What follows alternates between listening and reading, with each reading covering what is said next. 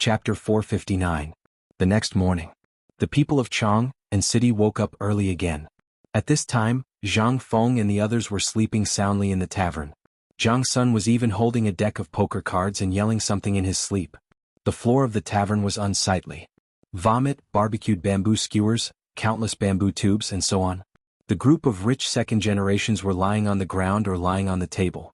Even Wei Shiyu was giggling foolishly while hugging a wine jar. After 7 o'clock in the morning. It was a rare occasion for the old Xiaocai to wear a white Confucian robe. On the white pillars on both sides of the door, there was a gilded couplet that read, "Diligence is the path to the mountain of books, the sea of learning is boundless, hard work is the boat." And right above it was a horizontal board that was personally bestowed with words by Li Shimin. The Chang and Academy, also known as Chang and University. However, there was no signature. It was not that Li Shimin did not want to add it, but that he could not do so now. Instead, it was Chu Suiliang, Yu Shernan, and the others who wrote their names on the plaque. Of course, Zhang Feng did not know any of this. Right now, he was sleeping soundly in the small tavern. The 2 pairs of stone lions at the entrance were comparable to the pair at the entrance of Huayu Imperial College. This time, basically everyone who had received the news had come. Jingshu was the first to come. And when she came, basically all the stubborn children of Chang and City, as well as the students who claimed to be the descendants of Confucius and Mencius, came. There were also the people of Chang and City who came to watch the show, as well as the neighbors of Huitong Square. Li Shimin and the others did not see any of them. It was not that they did not want to come. In fact, they had been there for a long time, but they were watching from the gate tower not far from Kaihua Square. After all, this was the work of Li Shimin. At this time, if something went wrong, Li Shimin would really kill them. What's wrong with Fengzi? Doesn't he know that today is the opening day of the academy? Li Shimin looked at the entrance of the academy and could not help but frown. And what about the crown prince and the others? Why didn't he come? This? Replying to your majesty, it seems that they played mahjong until late last night. They are probably still sleeping right now, little Gizi whispered. Li Shimin's eyes reddened when he heard that. Nonsense. Quickly send someone to wake these bastards up. Even if you have to carry them, you must bring Fengzi to the academy. Most of the great Confucian scholars in Chang and are watching, and so are the people from the Imperial College. If anything goes wrong, the Crown Prince and the others will have to go to the Ministry of Justice to receive their punishment. As you command. This was the first time little Gizi had seen the emperor like this, so he hurriedly went in person. She also brought along a group of palace maids and a set of gorgeous Confucian robes that she had prepared beforehand. Luckily, Kaihua Square was not far from Tonghui Square. When the old elementary scholar realized that something was wrong, he had already asked old He to personally invite someone over. When little Gizi and the others arrived, Uncle He had already knocked on the door and opened it. Little Gizi, old He, and the others were dumbfounded when they saw the scene in the small tavern. What the hell were they doing last night? They did not even dare to look. The palace maids were so embarrassed that their faces turned red. Old He closed the door and kicked Zhang Feng's buttocks to wake them up. What are you doing? Zhang Feng also lost his temper. He was playing games in his dream. Before he could do anything, he was kicked in the buttocks. It hurt so much that he wanted to beat someone up. But just as he raised his fist, he saw little Gizi. This person made him feel uncomfortable just by looking at him. What's the matter? Old He, what time is it? What's the matter? Are you drunk? Today is the grand opening of the academy. Everyone in Chang and City is here. Why are you still sleeping here? Zhang Feng was dumbfounded when he heard that. F***CK. What the F***CK? Hurry up. Damn it. It's all because of that damn Chintinio. F***CK. Let's go. I'll change my clothes and go. Prince Zhang, you don't have to change. My master has prepared clothes for you. Little Gizi hurriedly presented the prepared clothes with both hands. Zhang Feng grabbed them and walked into the inner room. However, before he could leave, he was stopped by little Gizi. Prince Zhang, the carriage is ready. The maids will change your clothes on the way to the academy. There's still an hour before the auspicious time. If you change clothes here, you won't be able to make it in time. Please get on the carriage. Then, please thank Laoli for me. The carriage was also very exquisite. The carriages of officials and civil officials were different from those of Confucian scholars. The carriages of Confucian scholars and great Confucian scholars were also different. The carriages of Confucian scholars were made of straw mats. They were arched and decorated with some famous Confucian paintings. The carriages of great Confucian scholars were much more high-end. They were at least 10 feet high and made of pure mahogany. Some famous sayings of Confucius and Mencius were carved on the mahogany, as well as some symbols of the great Confucian provinces. Anyway, it was very troublesome. Zhang Feng couldn't understand it. As for the carriages of the civil officials, the palanquins were even more different. The decorations on the palanquins were different depending on the rank of the officials. The quality of the wood was also different. The color of the palanquins ranged from hemp, brown, red, and finally purple. The carriages of ordinary people were made of wood instead of the covers of the Confucian carriages. As soon as they got on the carriage, Zhang Feng was so scared that he wet his pants in an instant. The four maids naturally undressed Zhang Feng. Zhang Feng was so scared that he covered his waist directly. "What are you doing? What are you doing?" "Young master, don't be nervous. I'll help you change your clothes and wash up." Chapter 460. Is this still me, Zhang Feng? Zhang Feng was dumbfounded. Looking at his clean face in the bronze mirror, as well as the hairpin tied up high and the gorgeous white Confucian robe on his body, he was completely dumbfounded. Motherf ***, if he were to put on those sunglasses, he would definitely look like a rich second generation. Compared to before, Zhang Feng looked at himself in the bronze mirror at this time. He was like a completely different person. Which family's handsome young master was this? Zhang Feng was almost fascinated by himself. He was a person who didn't like to dress up, and he was usually too lazy to look at himself in the bronze mirror, but now? Where's the folding fan? Do you have a folding fan? Zhang Feng stretched out his hand, wanting to see if the appearance of wearing glasses and then waving a folding fan was enough to show off. But the palace maid's words made him completely give up. "Young master, we don't have a folding fan for the time being. If you want, we'll go and prepare it now." Okay. Forget it. Zhang Feng thought about it and decided to forget it. By the way, where are Li Gan and the others? Why didn't they come? They're here. They're on the way with little director who really dares to come again. Little director? Zhang Feng was dumbfounded. But the next moment he thought of the guy who always spoke sinisterly. At this time, Li Qingqian and the others didn't feel good either. Because of the crown prince. Although little Gizi didn't make things difficult for them, when they learned that the emperor was angry at this time, everyone was scared silly. They hurriedly changed into white Confucian robes. Except for Li Qingqian, the others could only follow the carriage and run. They had to run. If they delayed the time, would they go to the Ministry of Justice? They would definitely lose a layer of skin even if they didn't die. They didn't dare to say that, but they didn't know how Zhang Feng, this pervert, would treat them. That would be the real misery. In this way, everyone went on the road with their own thoughts. On the other side, Li Yuan and Empress Zhangsun also changed their appearance, changed their clothes and came to the city gate. Looking at the bustling downstairs as if it was the new year, he narrowed his eyes and asked, "Where's that little guy? Didn't that brat love to show off? Why didn't he see him when it was such a good time to act cool? Don't tell me you're still asleep?" "Father." "Greetings, retired emperor. Get up. We're not in the palace, so there's no need to do anything. What would happen if someone saw us? Let's watch the show." Li Yuan chuckled and looked downstairs. Looking at the anxious old scholar, Li Yuan's face flashed with astonishment. But after thinking about it, he didn't say anything. Instead, he had a playful look on his face. "Shimon, this person, I know. This person is an old man now. He has been living in Tong Hui Fong and sells letters for a living. He doesn't know anything about this. I feel that Brother Zhang Feng asking him to come is a wise decision. That's good." At this moment, the old scholar couldn't wait any longer. The Zhang family could not wait any longer. None of the Confucian scholars and students could wait any longer. What's going on? Why hasn't the dean of the academy come out yet? It's almost the auspicious hour. Hey old scholar, what's going on? Where's Fengzi? He's coming. Don't rush him. At this moment, he panted and shouted as he ran. Not far behind him, a tall carriage slowly appeared in everyone's sight at this moment. And the moment they saw the carriage, Zhuzi's father shouted, "The auspicious day has arrived, fire the firecrackers." Crackle crackle. Carriages of free firecrackers were hung on the bamboo poles on all the gatehouses of the academy and on both sides of the street. When Zhuzi's father's voice sounded, someone instantly lit a string of firecrackers. And also at this time, Zhang Feng's carriage stopped at the gate of the academy at this time. At this time, Li Qingqian took the lead. Du Go, Wei Shuyu and others stood on both sides of the carriage door. Then they saluted and said, "Welcome, master." All the Confucian scholars and students also bowed to the Confucian salute at this time.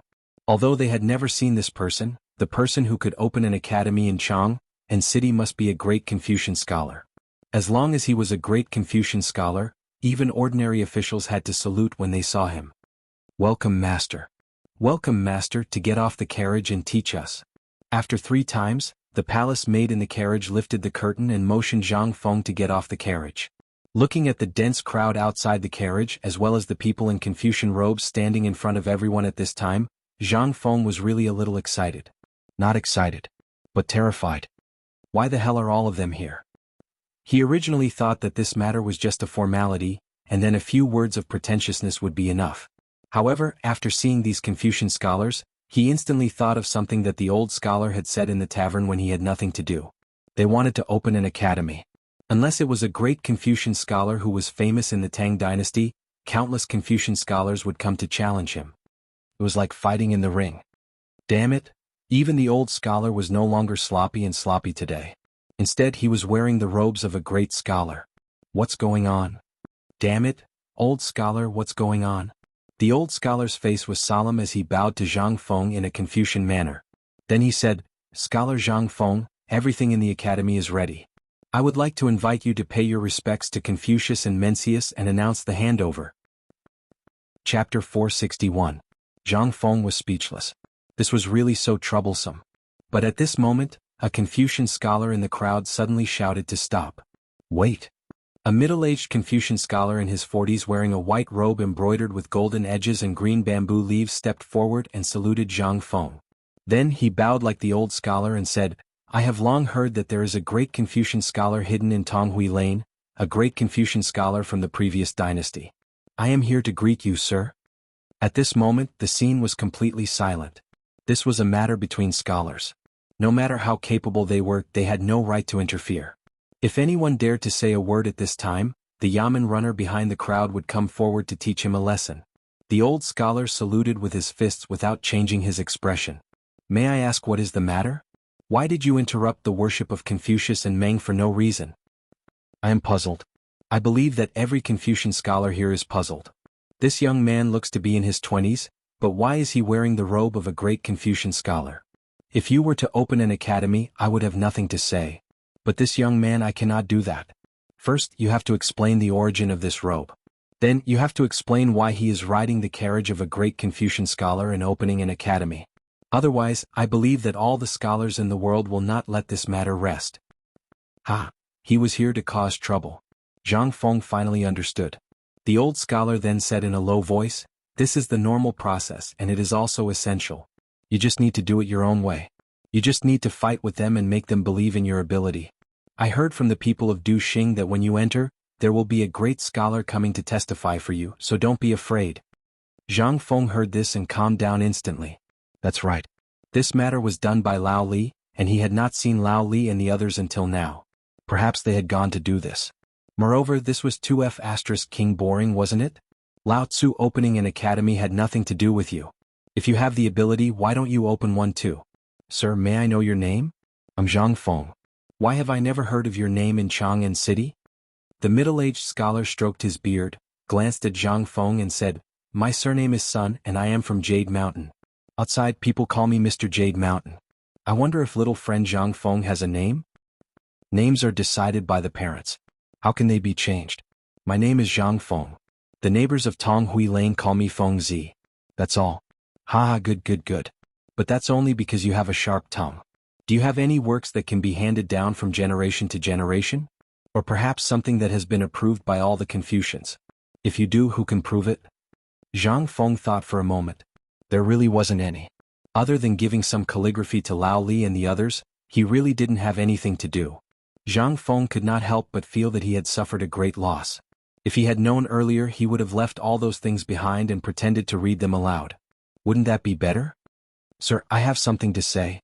At this moment, Jing Shu, who was standing beside the old scholar, said charmingly.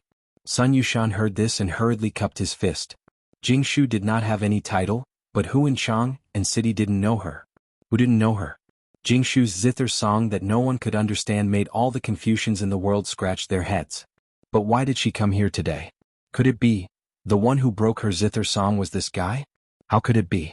It was rumored to be a masterpiece handed down from generation to generation by Kai Wenji, the daughter of the great scholar of the Han Dynasty Kai Yong. But because of some things, it became the only copy in Jingshu's hands. Except for her, no one knew this song and no one could decipher the meaning of this song. But, so it's Miss Jingshu. May I know what you have to say? How about we discuss it in the future? Jingshu's appearance instantly caused an uproar among all the students as well as the stubborn ones. Could it be that this guy broke Jingshu's vow? Impossible. That zither song has been lost for hundreds of years. How could that guy know how to decipher it? Then why is Jingshu here? This explains a lot of things. As for Li Qingqian and the others, when they saw the poignant beauty of Jingshu in the crowd, as well as her fairy-like clothes that were blown by the northern wind, coupled with her ice-cold face, it gave birth to endless fanciful thoughts. Zhang Feng couldn't help but look askance. But when Jingshu passed by him, she just gently bowed and said, "Mr. Sun, I wonder if you've heard of my daughter's Hygge 18 beats? Not only have I heard of it, but old man has already memorized this song by heart. Then do you know that a month ago, someone broke this zither song of mine at Swallow Descent Restaurant?" This? Sun Yushan's expression was a little ugly. Of course I know. Could it be that Miss Jingshu is talking about this old gentleman? Jingshu shook her head, and the pearl on her veil swayed. No, Mr. Sun, it's Prince Zhang. Boss. Even though Sun Yushan had already guessed it, he didn't expect it to be this guy who broke it. After Kai Yong's death, Kai Wenji was also a talented woman whose name spread throughout the Han Dynasty. How could something from her be ordinary? This zither song that even the combined efforts of all the great scholars couldn't figure out was really broken by this guy. Prince Zhang, today is the opening of your academy. I don't have anything else, so I specially offer you my Hygge 18 beats. I hope Prince Zhang can play it with me. How about it? Chapter 462. This? Fengzi, come on. Are you stupid? This is a rare opportunity. Sister-in-law has made such a big sacrifice. Why are you still hesitating? Yes, Fengzi, why are you acting like a woman? Come on. Cheng Chumo and the others did not dare to speak loudly. They could only lower their heads and urge Zhang Feng behind. Zhang Feng knew that sooner or later there would be such a day. Miss Jingshu, please. After Zhang Feng made a gesture of invitation, Jingshu's maid brought up a guzheng, an incense burner, a stool and a table. Jingshu sat opposite Zhang Feng and bowed slightly as a salute. At this time, after knowing that the first beauty of Chang and Jingshu had come to the gate of the academy like crazy. Even if they tiptoed, they were still watching. Even the patrolling soldiers stopped to watch from time to time. Ding. Jingshu's jade-like hand gently plucked the strings of the guzheng. Then she closed her eyes. Zhang Feng took a deep breath and signaled Cheng Chumo to borrow a folding fan from a Confucian scholar not far away. He opened it with a pa sound and then walked slowly with one hand behind his back. Although Zhang Feng did not know anything, he thought that this thing was similar to the poetry recitation in school, which was accompanied by music. The Han Dynasty will decline and become a barbarian. War will be frequent. Mourning for my parents who gave birth to me. Seeing the chaos of separation at this time, the screen window and the mirror will not be affected. They will say that the bead curtain can cover them. Once the invaders entered China, they met the barbarians everywhere. Suddenly, the life of a general is poor, but the beauty follows the invaders. As Zhang Feng's yin and yang voice sounded, everyone on the streets of Chang and fell into a dead silence. Even Li Shimin, Li Yuan, and the others who were watching from the top of the city gate tower could not help but slowly fall into that kind of mood after hearing the tune and the guzheng music. What is this?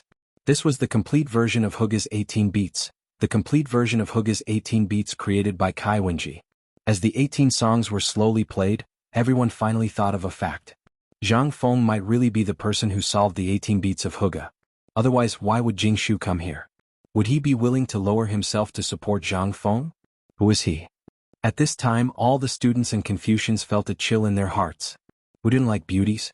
Moreover, she was a talented girl like Jingshu, who was famous for her talent in Chang'an. Previously, when they heard that the Zheng song had been solved, everyone mistook it as a rumor. But now, it was just one song. The scene was still deathly silent. Xiaocai looked at the time and cupped his hands. Jingshu's zither song really brought out the essence of Kai Wenji. This song was extremely good. This way, please. At this time, Sun Yushan took a deep breath, cupped his hands and left. Although there were still many doubts, no one could find the 18 beats of Hygge's 18 beats in a second place. Otherwise, why would those great Confucians be so useless? After Sun Yushan left, the ceremony went smoothly. No one came to cause trouble. Everyone knew about the incident. Now that they saw the real person who would dare to cause trouble. Moreover, the stubborn people in Chang and city knew each other. Although some of them hid their identities, they still remembered Ching Chumo and the others. Damn it, if they could squat behind that person and pretend to be his grandson, how could that person be simple? But what kind of background did he have to be able to make so many people circle around him like this? No one knew. Zhang Feng's identity could not help but become mysterious. At this time, when the plaque covered by the red cloth was uncovered, the great Confucians became even more uneasy. They saw that the plaque was written by Yu Shernan and the other great Confucians. How could it be fake? What did that mean? If this was all fake, then he would have been locked up by the bailiffs who were waiting outside. How could he still strut around here? Since there was an inscription by Yu Shernan, Chu Suiliang, and the others, it meant that Zhang Feng's identity was recognized. If there was an inscription by 4 great Confucians, and there was a great Confucian following him, he was already a great Confucian. This was the elaborate etiquette of a Confucian scholar. You either had to have a masterpiece or something amazing. You had to find at least 3 great Confucian scholars to vouch for you. Although the 4 great Confucian scholars didn't come, their personal inscriptions were all here. What did that mean? After paying respects to Confucius and Meng Qi and other things were done, Zhang Feng finally began to read the rules of admission. Fellow Confucians, students and people of Chang and City, today I, Zhang Feng, am able to open an academy in Chang and City because of your help. But this country has its laws and every family has its rules. This academy will naturally have its own rules. Now I will talk about the specific rules of the Chang and Academy. First, our academy will set up a military Confucian religion and basic teaching rules such as mathematics. We will not force you to memorize. Of course, you must learn the teachings of Confucius and Mencius. This is the criteria for entering the academy. Second, our academy will only recruit monsters. If you are arrogant, we will not recruit those who are treacherous or have ulterior motives. As long as you want to learn, even if you are a stubborn rock, I, Zhang Feng, have the ability to teach you. After speaking for nearly 4 hours, Zhang Feng finally finalized this matter. The number of people temporarily was only 5, including Li Qian. If there were more, he would not be able to handle it. What? He just had to wait for these 5 free laborers to be trained this year. Next year he could really be a hands-off shopkeeper. Let him teach them one by one? Then go F***ck yourself. If Li Qian and the others wanted to graduate, it was fine. At least, each of them had to train 50 people who were not too far behind them to take over. Otherwise, once they left, what would happen to the academy? Chapter 463. At this time, the opening of Zhang Feng's academy was over. But in Chang and City, people were still talking about it. What? Because of that plaque and that person.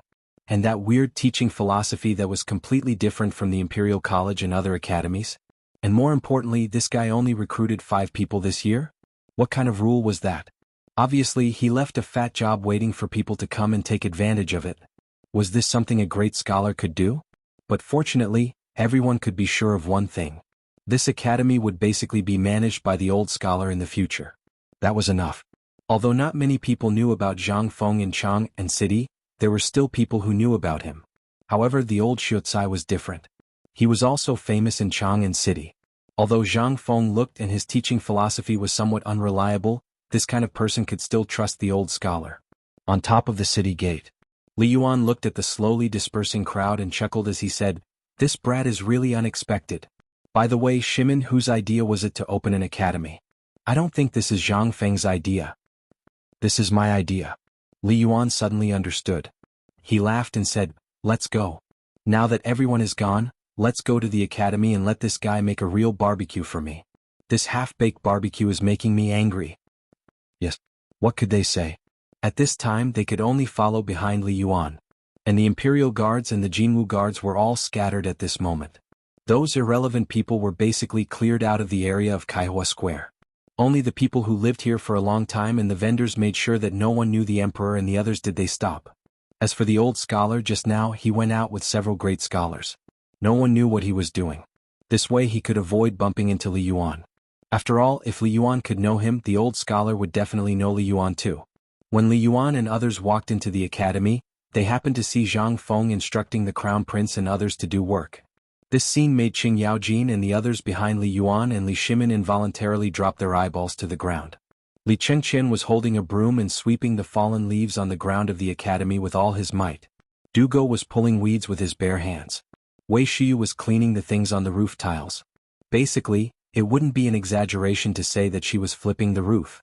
As for Zhang Sun, he was holding a piece of cloth and washing the floor of the academy. This? Your Majesty, would you like this servant to send someone to do it? No need. This is great. These fellows usually lived like princes, so it was normal for them to suffer a little at this time. Why would they need help? Zhang Feng, you've done well. Li Yuan decisively refused. Empress Zhang Sun and the others couldn't help but smile when they saw the ugly expressions on Li Qingqian and the others' faces. Is that the Zhang Feng that second brother mentioned? Empress Zhang Sun pointed at Zhang Feng, who was sitting on a chair and fanning himself wildly. Yes, he's Zhang Feng. It's really weird. Haha, if he's not weird, then he wouldn't be Zhang Feng. Li Yuan laughed loudly. Li Yuan's voice was heard by the few people in the academy. They glanced at the attire of Li Yuan and the others, stood up and gave a scholarly greeting. Then they continued to work. Although their expressions were ugly, this group of fearless brats actually followed Zhang Feng's instructions and continued to work. This made the eyes of Li Yuan and the others brighten. Yo, old master, you've come personally. Lao Li, Lao Sun, Lao Qin, Lao Wei, Lao Du, Lao Feng, why are you all here? Go, let's go to the tavern. There's nothing here. Let's go to the tavern. We'll treat today. Haha, good. Brat, you're not bad. These few brats are all pampered at home. Moreover, they're those lawless guys. Old man, I really don't know what kind of ability you used to make these lawless guys so obedient. Hey, this isn't a difficult thing. Zhang Feng waved his hand and said, to forge iron, one needs to be strong. If they can't even do this well, then they can forget about it after 3 years. They don't need to do anything else. They can just go back home and inherit your inheritance. They're just waiting for death. If such people go out, they'll only bring harm to others. Ha ha ha. Hearing this, Li Yuan laughed loudly again. Looks like you want to be a hands-off shopkeeper again? Zhang Feng was anxious. When did I? Oh right, Lao Li, this is... Zhang Feng hurriedly changed the topic and looked at Zhang Sun and Wu Go. This is my wife. Hello, sister-in-law. Sister-in-law, when everyone heard this, their faces turned green. What kind of address was this? Daring to call the empress sister-in-law, you Zhang Feng are really the first person. But Li Shimin didn't care. Zhang Sun and Wu Go covered her mouth and smiled. She waved her hand and said, I've heard about you, Chen and my husband before. Seeing you today, you're really a talent. You flatter me. Let's go, don't stand there. Let's go to the tavern. Let's talk while we eat. At this moment, Jingshu's voice sounded behind everyone. Can go too? Chapter 464. Inside the small tavern. Xiao Gizi and the others had already cleaned up the place. After knowing that they were coming to the tavern, little Gizi called the fat imperial chef, Zhou Dafu, to personally cut the meat and other things. He also found some fresh vegetables and fruits. When Zhang Feng entered the small tavern and saw the table full of prepared dishes, he was stunned. The fish was sliced into pieces. The beef and mutton were all cut according to the rules without any excess. Chicken wings, duck legs and chicken hearts were neatly placed on the plates. Seeing that everyone had entered the room, Zhou Dafu stood respectfully at the door. Zhang Feng was so scared that he thought he had entered the wrong place. This little fatty Lao Li, don't tell him he's your man. What a coincidence, he's really my man. Didn't you promise me to find a chef to learn from? Chin doesn't have time, so I brought him here today. How about you take a look at his knife skills? Knife skills? Awesome. Zhang Feng gave a thumbs up. Such awesome knife skills, even he would blush if he saw it. Luckily, he didn't prepare it himself, otherwise he would be laughed at by the old man. Alright, since you're here, Lao Li has told you the rules, right? Young master, the master has explained it clearly. What's your name? Zhou Dafu. Zhang Feng was stunned. He looked at Zhou Dafu and asked again, tell me, what's your name? I'm Zhou Dafu from Jingzhou. Fu, as in Fu. My parents said that this name is festive. Zhang Feng was happy when he heard it. Not bad, this name is festive and has a bright future. This name was more than festive. How similar was it to Zhou Dafu? Come. Since you're all ready, I'll show you my incompetence. Today's barbecue or what to eat, the old man has the final say. Really? Forget it, I'll make you guys a spicy fish with pickled cabbage. Otherwise, if you keep making things difficult for me, won't I cry to death? Everyone burst into laughter. Zhang Feng took off his Confucian robe and entered the kitchen. Jing Shu followed him into the kitchen as if she was the hostess of the tavern. While they were talking, she had already filled their cups with tea. Zhang Feng wanted to say something, but he didn't say anything. It wasn't that he didn't want to say it, but there was a third wheel by his mother's side. What could he say? As soon as Zhang Feng went to the stove, Jing Shu consciously set up the pot. Although it seemed that she had never suffered before, she still stubbornly added firewood. Miss Jing Shu, do you want to go to the tavern? It's all right, Prince Zhang. You do what you need to do. I'm fine here. Then why don't you just stand there and watch? If I do anything wrong, can you give me some pointers? Who's that? Fatty, you really don't have any eyesight. Don't just stand there. Set up the fire and start the pot. Oh, Zhou Dafu was really a blockhead. Seeing this, Zhang Feng wanted to beat him up. But he didn't know if this guy was really stupid or just pretending to be stupid. Zhang Feng didn't care much about him. Zhang Feng looked at Jing Shu and said, Miss Jing Shu, why don't you go out first? The smell of smoke in this place is too strong. I'm fine. Prince Zhang can do what he needs to do. Alas, that's fine. Zhang Feng didn't say much. Jing Shu, who had fished out 2 carps from the water tank, couldn't help but have a strange look in her eyes. She secretly glanced at the people outside the curtain. She couldn't help but have a deep doubt in her eyes. What was the relationship between Zhang Feng and these people? These people were the people who could shake the Tang Dynasty with a stomp of their feet. But they seemed to know what happened today and they didn't say much. This was not right. Did Prince Zhang really not know the situation of these people, or Jing Shu didn't dare to think about it? Because this man was the man who would spend the rest of his life with her. Every man in Chang and city couldn't take a step away from her when they saw her. But Zhang Feng was different. He always looked at her with an equal gaze, without a trace of greed or filth. This feeling was very subtle. Especially when she saw Zhang Feng handling the fish seriously. He was so focused. When Jingshu's eyes fell on a bamboo tube on the chopping board, she asked softly, Prince Zhang, is this the rumored beer in this bamboo tube? Yes, this is it. When you cook the fish later, add a little bit. The taste will be more delicious. Then, is this also made by you? Yes. Jingshu was shocked. The thing that had caused a stir in Chang'an City in the past 2 days was actually made by Prince Zhang? How could this be? What else could Prince Zhang do?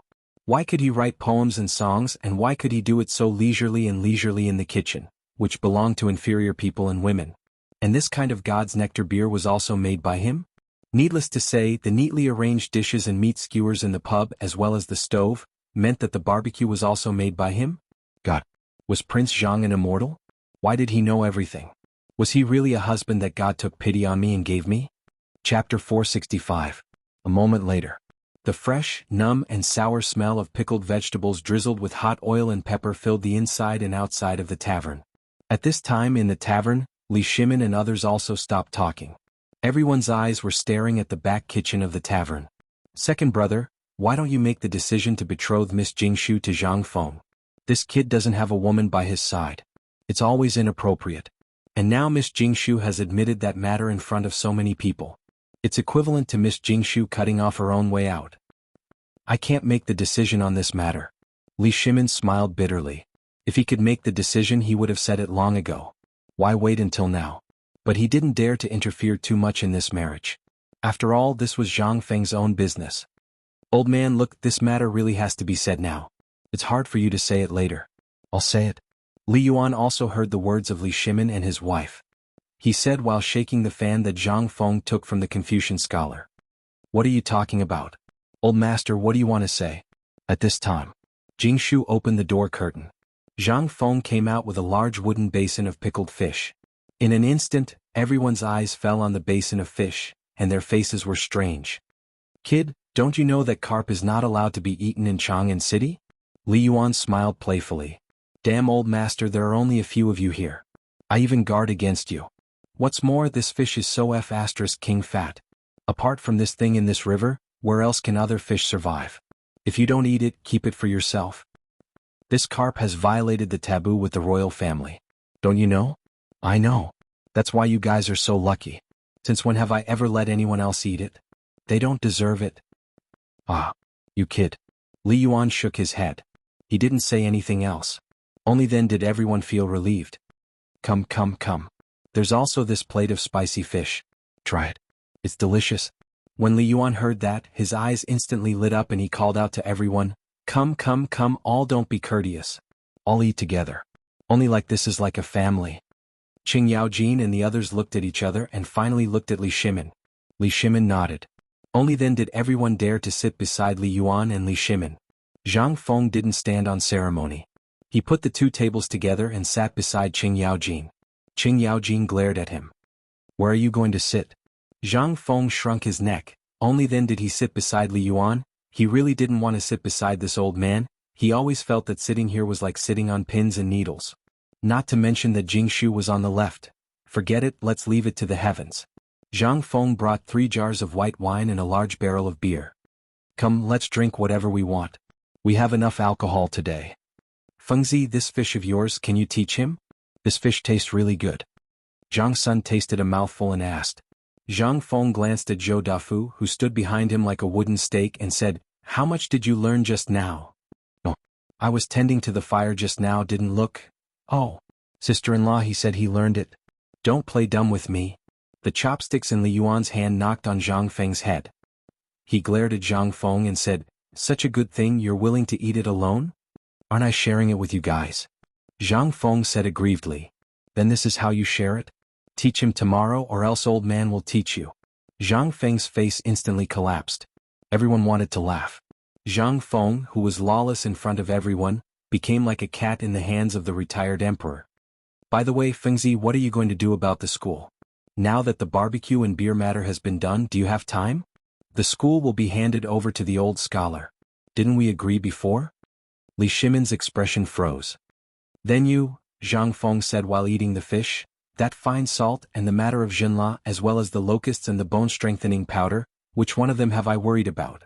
Don't worry about the school, I know what I'm doing. Zhang Feng was a flower. In the eyes of others there was no problem, but in the eyes of Jingshu, it was terrifying. The things that happened in Chang and city before were all instigated by Prince Zhang? Especially the fine salt that was popular by everyone was also made by him? What kind of freak was he? This made the emperor, the empress, and the retired emperor have to discuss with him? And from the looks of it, Zhang Feng and the emperor seemed to be on the same level? What was going on? Jingshu instantly felt that her brain was not enough. These things accumulated one by one. Miss Jingshu, I calculated that your age seems to be similar to Prince Zhang's, right? Zhang Feng's ears instantly stood up when he heard that. What was going on? At this moment, Li Yuan gave the answer. Fengzi, I see that you and this little girl are about the same in terms of appearance and intelligence, so this old man will make the decision. Tomorrow this old man will prepare for your marriage. In any case, this old man's palace has been won by you, and it's empty anyway. Is that okay? Cough, cough, cough. Zhang Feng coughed violently when he heard that. Old man, are you drunk? Chapter 466. Facing Marriage. Zhang Feng was slow-witted. It could be said that he had no sense of security. Not to mention in front of Jingshu, who was 90% similar to the former campus belle. Therefore, before entering the imperial court as an official and mixing in a certain position, he did not dare to get married. Now that there were so many things to do, how could he add to his worries? Not to mention, wasn't it good to be single? Speaking of entering the imperial court as an official, Zhang Feng's face could not help but brighten. Come on, everyone, thank you for your help during this period of time. My academy can officially open. Come, let's drink. Everyone looked at Zhang Feng inexplicably and did not intend to raise their cups. Even Jingshu lowered her head at this time, not knowing what she was thinking. Zhang Feng awkwardly touched his nose, sat down and said to Li Shimin, Well, Laoli, I was thinking, didn't you say that after this academy opened, I can enter the imperial court as an official? Have you thought it through? When Li Shimin heard that, he also jumped in fright. He dreamed of Zhang Feng entering the imperial court as an official. But he was also a little worried. At this time, after Zhang Feng said it, Li Shimin could not help but hesitate. No. At this time, Li Yuan said lightly, If you enter the imperial court as an official, you have to go through the procedures. Otherwise, if there is no one to recommend you, even if your academy is open now, you haven't made any achievements yet, have you? So, boy, if you want to enter the imperial court as an official, you have to go through the procedures unless you can make the academy very hot. Hearing this, Zhang Feng immediately did not want to do it. What the hell, what's the situation? At the very least, we've made contributions to His Majesty in the past. This cooperative, dealing with Tubo Turks, which of those things were not done by us? Although Lao Li did not say this, according to the emperor's ability, he should know about this, right? And isn't Lao Li acquainted with Lord Zhangsun? Didn't you ask me to go to the Ministry of Justice? Alright, old Wei, didn't you ask me to go to that place? What's going on? If that's the case, then I won't accept this marriage. I won't get married before I become an official. Zhang Feng might as well set a trap for Li Yuan. On the one hand, he wanted to avoid the spotlight.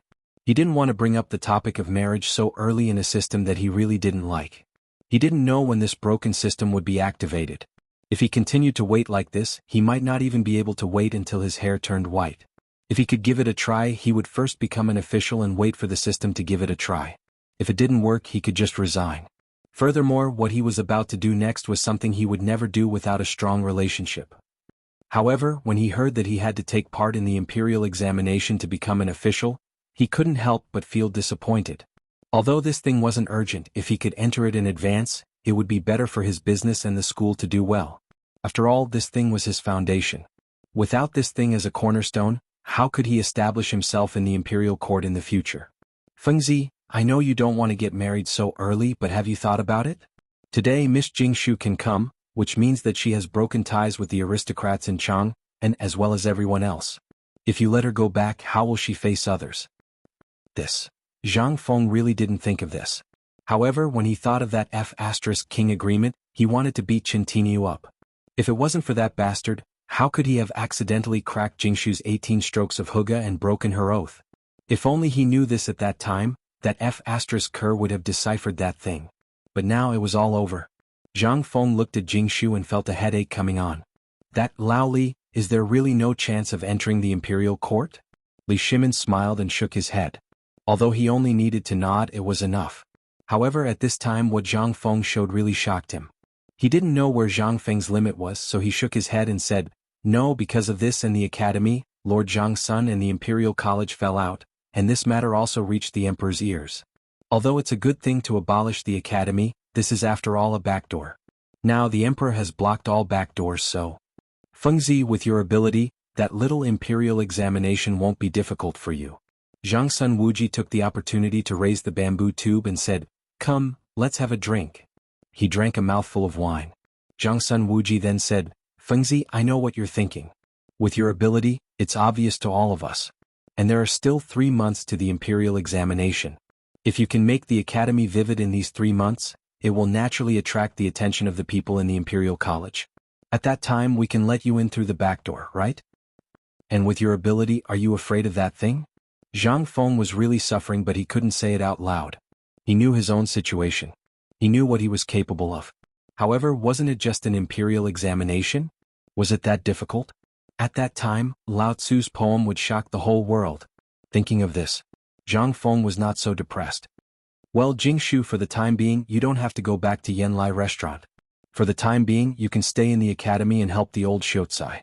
At that time, I will think about how to get the Empress's female officials and recruit a group of female students. How about you teach music?" This, "Don't worry, Miss Jingshu. Since Zhang Feng has said so, you can stay in the academy for the time being. After all, the academy is short of manpower. It's not too late to talk about the marriage later. Give the contract of selling yourself to Yanlai restaurant to me." Seeing that Jingshu was hesitating, Empress Zhangsun directly stopped her. She didn't understand what the emperor and the retired emperor were thinking. But since they had said so, Empress Zhangsun couldn't say anything. And these words were even more strange in Jingshu's ears. Even today she felt like she was in a dream. Everything she had seen and heard felt so unreal. What was wrong with the emperor, the empress, and the retired emperor? She heard that they wanted Prince Zhang to enter the palace very much and offered such generous conditions. The Ministry of Justice. But Zhang Feng refused. Now that Zhang Feng wanted to enter the court as an official, they actually refused? What on earth was going on? "Jingshu, thanks madam for your help. Since Prince Zhang has difficulties and it's a serious matter, how can I dare to stop him? This concubine only needs a place to shelter herself." Fengzi, look at her. Alas, old man doesn't even want to talk to you. Then don't talk about it. Let's drink. We'll talk about this in 3 months. I'm not interested in this now. Everything is piled up together. Don't you think it's inappropriate to talk about this now? Chapter 467. Big news, big news.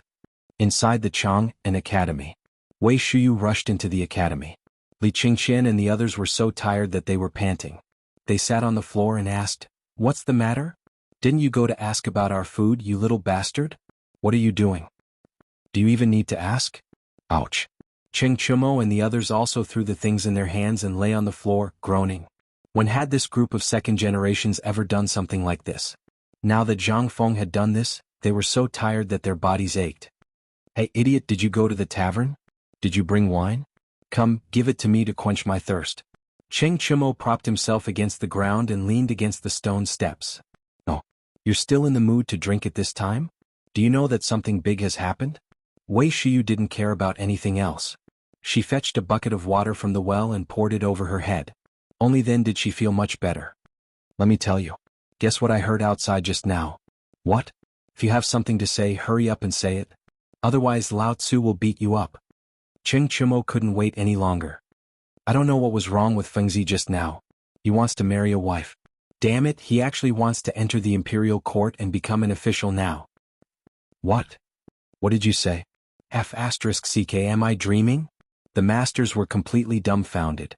Because of Wei Shiyu's words, the computer was completely down. "Shiyu, tell me what's going on? Did the emperor agree?" Du Go seemed to be very excited and hurriedly asked. How could the two of them agree to this matter? The emperor asked him to participate in the imperial examination. Ah. Fengzi is participating in the imperial examination? F***ck. Damn it, is the emperor okay? If he goes to the imperial examination, he might even destroy the imperial college. However, this is also a good thing. Li Qingqian seemed to have thought of something. Touching the blisters on his hand, he grimaced in pain. "It's not like you haven't seen Feng Zi's ability. Now that he suddenly wants to become an official, what does this mean? This means that we won't be able to keep our identities. At that time, although we can still be brothers, it will be difficult for our imperial father and the others. So I think that it's impossible for His Majesty to agree, at least for now." He knew his father well. Imperial father did not have a close friend. Now he finally had a friend. How could he want to lose this friend in such a short period of time? They all understood the reason behind this. When they first met Zhang Feng, they already knew about it. But now they suddenly encountered this matter again. They couldn't help but be curious. "Big idiot, tell me what's going on. What's the matter with Fengzi? Why are you suddenly going to be an official? Wasn't this forced?" Wei Shiyu looked distressed. The pain of a man, especially an outstanding man, is that when you want to work hard, someone will drag you down, such as forcing you to get married. Scram.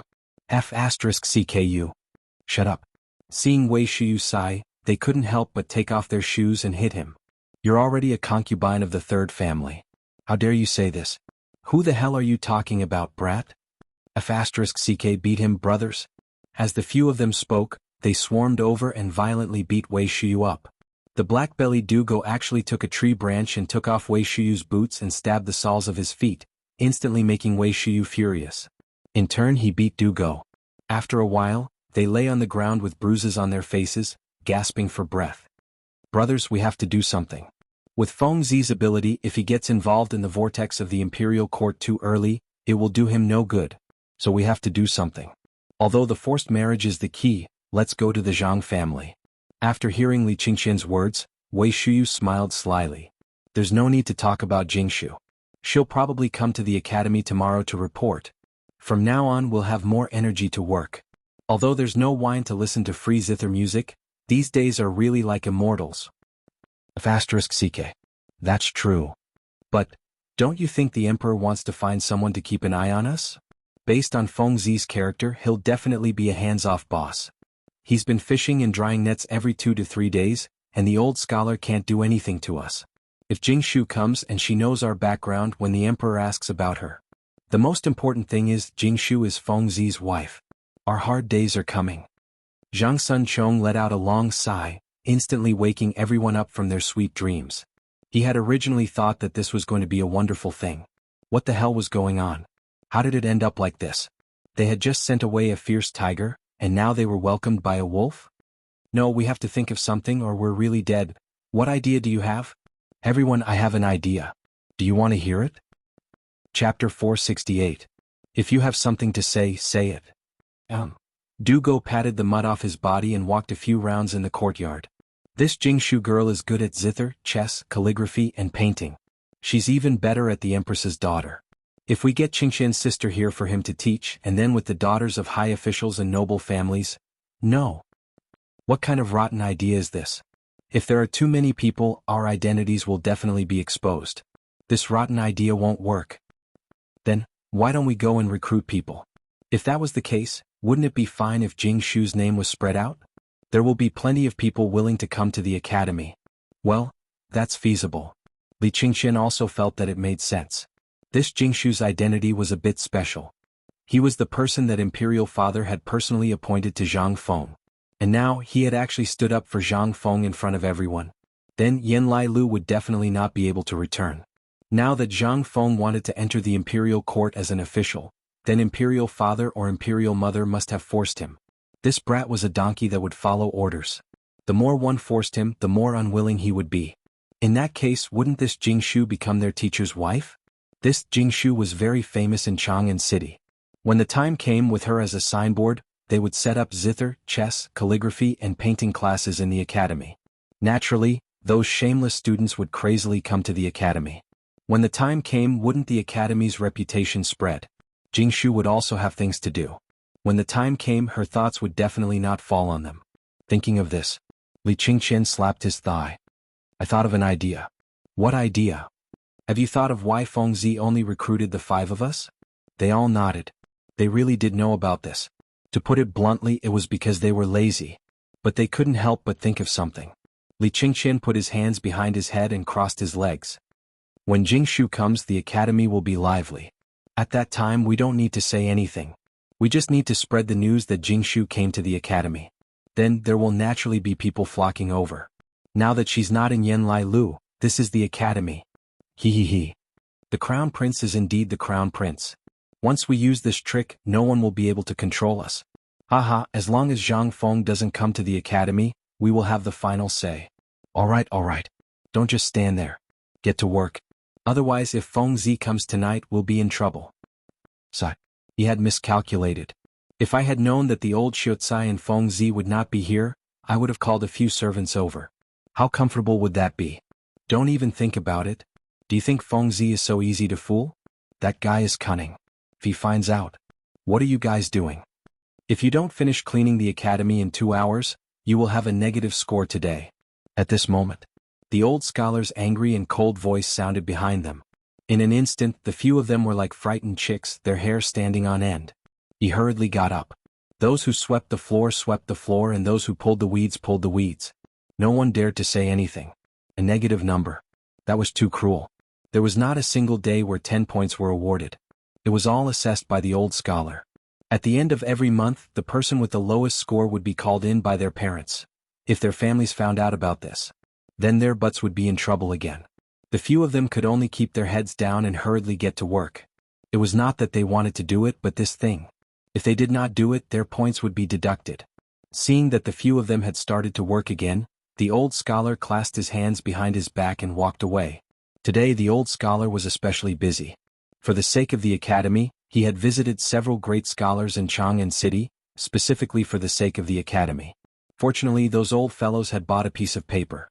In addition, Zhang Feng had somehow gotten the engraved signatures of Chu Suiliang, Yu Shernan, and the others, which made things a lot easier. However, the more it was so, the more the old scholar suspected that there was something hidden behind this matter. It was not easy to settle the Imperial College and get the contract to set up the academy. Even so, the people behind Zhang Feng were able to get it. What could this mean? Could it be that Zhang Feng had a strong connection? Don't be ridiculous.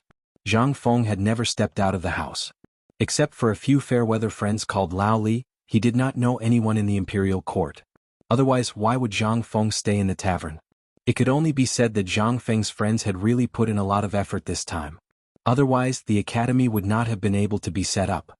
Although he did not often walk in the circle of great scholars, he still had his reputation. Therefore, the matter of him coming out of the mountain and showing up at the academy today could not be hidden from those people. Instead of letting them guess blindly, it was better for him to settle this matter personally. Otherwise, there would be people making trouble at the academy every 2 or 3 days. Although he was not afraid, he was afraid that it would affect Zhang Feng. Besides, he did not want Zhang Feng to be involved in the affairs of the previous dynasty. Therefore, there were some things that he had to do. At this time, looking at the first batch of students in the academy, the old scholar sighed and turned to enter a room with a large number of books. He sorted out all the poems that Zhang Feng had recited after drinking. This was the future of the academy. If anyone had any objections, he only needed to take out these poems and it would be enough to solve any problem. This was the game between scholars.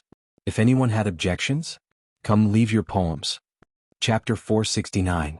After sending off Lao Li and the others, Zhang Feng moved the recliner to the entrance of the pub again. He put on his sunglasses and looked at the people on the street who were pulling baskets of malt or counting banknotes happily. Zhang Feng suddenly felt that he had nothing to do. Now that Lao Li and the others had taken over the brewery, and he was personally in charge, he didn't want to worry about the tricycle. As for the salt factory and other things, he could just lie down and count the money. Now even Guzi Zhuzi and the others were busy.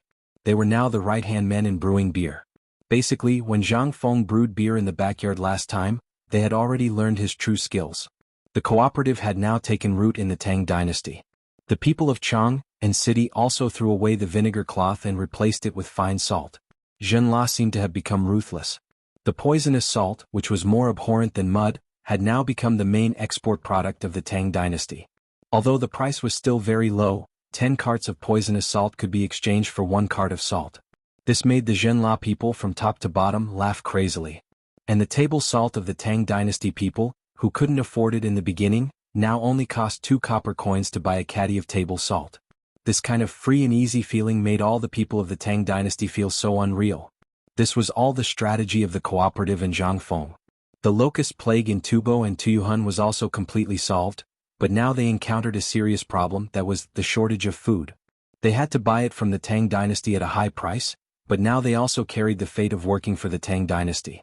They couldn't even struggle. What's more, the Tujue, who had always been Tubo's biggest backer, couldn't even take care of themselves at this time. When Shelley took time out to rob the Tang Dynasty and collect a wave of leeks, he was shocked to find that the horses in his tribes were basically gone. They didn't even have the horses to form a cavalry of 50,000 people. After learning that the war horses had been exchanged for food with the Tang Dynasty merchants, Shelley vomited blood and fainted. In the end, Shelley could only send an envoy to the Tang Dynasty, wanting to establish a good relationship with the Tang Dynasty. However, the emperor of the Tang Dynasty was also a thief, exchanging the rare ironware, iron ore and other precious items of the Turks for food. This basically stabilized the surrounding situation for the time being. However, Zhang Feng knew that 3 years later the final war between the Tang Dynasty and the Turks would break out. The Tang Emperor had never forgotten the shame of the Wei River, nor had he forgotten this great calamity. In the 6th year of Jingguan's reign, he launched an all-out war against the Turks. Although the current situation seemed clear, if the current emperor were to act against Guanlong at this time, or if the 5 families and 7 families had the intention to be killed. Once the emperor made a move, Guanlong was not a fool. They would definitely help the Turks. After all, only the Turks could contend against the great Tang. At the thought of this, Zhang Feng's eyes could not help but burst out a burst of scorching light. By the way, the economy of the Tang Dynasty has basically stabilized, but now, it seems that something is still missing. If I start the Industrial Revolution in the Tang Dynasty now, what will happen? Zhang Feng's eyes could not help but be heated. Everything that Zhang Feng had done before was to pave the way, and eventually, the Tang Dynasty would enter the beginning of a prosperous era after the situation was clear and the locust plague was over. Zhang Feng thought that after doing so much, the system would be activated. However, until now, the system showed no sign of activation. Was there something wrong with the way it was activated? Or could it be that this damn broken system was broken? After thinking for a while, Zhang Feng still could not figure it out. The reason why he asked Lao Li whether he could become an official in the court today was that he wanted to see what was going on with the system in another way. However, when he learned that he had to pass the imperial examination to enter the court, or run the academy abnormally, Zhang Feng could only start to think of other ways. He must be an official. No matter how rich he was, without a title or an official position, he was still a commoner. Now, the emperor was a little unhappy that he opened the academy through the back door, right? Then, I'll make you unhappy for a while. Fengzi, damn it, prepare the wine. I'm so tired.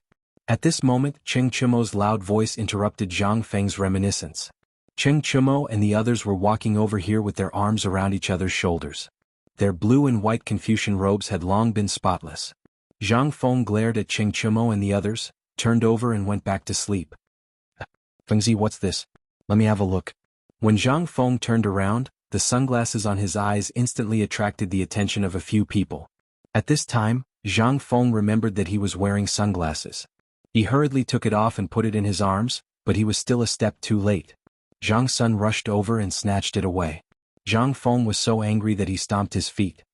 "Give it to me. If you don't give it to me, do you believe that I'll make you pour out all the night incense in Hui Tong Fang tomorrow?" Chapter 470. They bickered for a while. In the end, the sunglasses were smashed into pieces. They touched their noses and were dumbfounded. Zhang Feng did not feel sleepy at all. He dragged the recliner into the tavern. "You bastards, come in." They shrank their necks and followed Zhang Feng into the tavern. Zhang Feng threw a bamboo tube of beer to each of them. He also threw a strip of beef jerky hanging on the wine cabinet to each of them.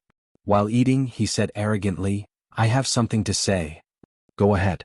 Li Gan said elegantly. "It's like this. I haven't figured out what to do with the academy, so I'm asking you guys. Li Gan, tell me your opinion first. I'll give you a chance now. Say whatever you want. After today, I'll have the final say in this matter." Li Gan's eyes flashed with surprise. "I've looked through the academy's lesson plan today. In the morning we'll learn about the 4 books and 5 classics and the way of Confucius and Mencius. Old Xiu will teach us about this. And we've basically learned all these things. Afternoon, we'll learn about mathematics and study the classic works of various Confucian scholars." Li Gan thought for a while and said, "Although this arrangement is reasonable, I know how complicated mathematics is. De Bing and I have no problem with it. We've basically memorized it. But it'll be a little difficult for these fools." Zhang Feng nodded. This matter was really like playing the lute to a cow. "Iron Bull, Bug, De Bing, you three tell me. Do you have the ability to take down this thing? I'm talking about mathematics." The 3 of them looked at each other and finally shook their heads. "This thing is just a torturous thing. I know myself well. I don't deserve to learn this thing. Besides, what's the use of learning it? Going out to kill pigs and sell meat? Or doing a small business? Yes, we're here to learn the way of a general. What's the use of this thing to lead troops in a war? It's useless. If this thing has anything to do with leading troops in a war, then it's fine. But this thing is really useless. Fengzi, you're asking us to learn this thing. Isn't this torture?" Cheng Chumo and the others also lamented. Zhang Feng also had a headache. But a strange thing flashed through his mind. It was time for smart people like Li Qian and Du Dabing to come into contact with physics. It was simple physics that belonged to elementary and middle school. They were now equivalent to Li Gan and Du Dabing, who had already reached the level of a 6th grader in primary school, while these 3 idiots were only equivalent to the level of a 2nd grader. "It's not going on like this." "Well, if you really think so, then we won't go to the academy for now." "Really?" When the few of them heard this, their eyes couldn't help but burst into bursts of scorching light. Zhang Feng immediately waved his hand. "This matter is only temporary. The academy still has to carry on with it. These things, as well as the division table and the multiplication table, are still things that must be studied every day. Because I have something big to do soon. If it's the stuff, would you be willing to come? Once this thing is made, it can instantly raise the Tang Dynasty to a higher level. Leading troops in a war? Have you ever thought of sweeping? I have a sharp blade that can block 5 objects. This thing is suitable for spears, bows, and other things. As long as you meet an enemy, you can shoot him from 500 meters away. Then the enemy will be like wheat being cut. Isn't that great?" Cheng Chumo and the others' eyes were burning. However, Zhang Feng continued, "I also have a type of shield that can block the most powerful spears in the world. If this kind of shield is made into heavy armor, even if the enemy has 10 million people shooting arrows and slashing at you, they won't be able to penetrate it even if they tire themselves to death. There's also a large engineering machine that can come and go on the battlefield without a trace, and a war chariot that can be used in various battle formations. It can come and go without a trace. Isn't that great?" "Great. Fengzi, are we brothers? If we are brothers, why don't you give me, Iron Bull, a set? I thank your 8 generations of ancestors." Zhang Feng's face darkened. He stopped talking to this idiot. Instead, he looked at Li Gan and Du. At this time, the 2 of them were deep in thought. They seemed to be thinking about what it was like as Zhang Feng said. Zhang Feng didn't explain. Instead, he asked seriously, "The 2 of you have officially graduated from the academy. But don't be proud. This is just the beginning. As I said before, after mathematics there's another thing. It's also what Du Bing pestered me to learn. Physics. The amazing thing about this is that everything I said just now was created by the 2 of you. Do you want to learn this thing? Physics? The godly spear that could break through anything? What kind of physics did all of this come about? At this time, Li Qingqian and Du Go's eyes were burning. Do you want to learn? Of course. What was this? This was Zhang Feng's real ability. Li Qingqian took a deep breath and looked at Zhang Feng with a serious expression. He asked, Fengzi, tell me honestly. Is this your real ability that you said before? Zhang Feng nodded. This thing can only be considered a little bit of my real ability. Do you want to learn? Yes. Chapter 471. Who didn't want to learn it? A spear that could break anything. A shield that could not be broken. If it had been someone else who had said this with their tempers, they would have long since slaughtered this lunatic with a single blow. But this was what Zhang Feng said. This was true. If this lunatic couldn't do it, he wouldn't be so serious. When Zhang Feng was serious and when he wasn't, that was when Zhang Feng would talk about serious matters. Zhang Feng's temper had already been seen through by them. Zhang Feng wasn't bragging about this thing.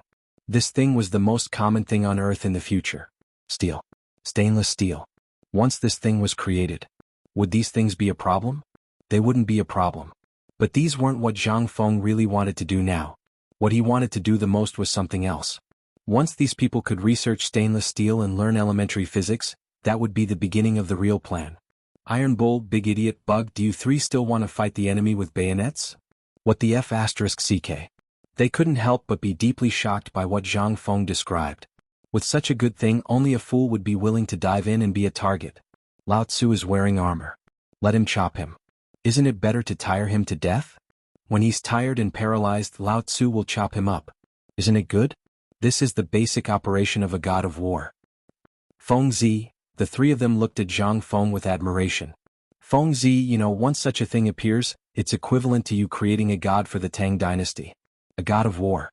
Once this thing comes out, the entire Great Tang will only need a few tens of thousands of people to wear this kind of armor and carry this kind of weapon to sweep through the world.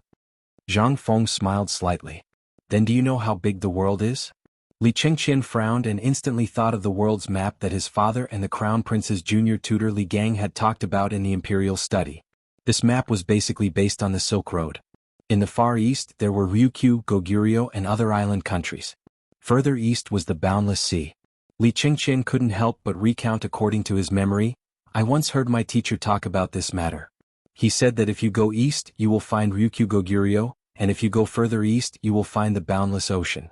If you go north, you will find the frozen land where you can't live. If you go west, you will find Dashi, the end of the Silk Road.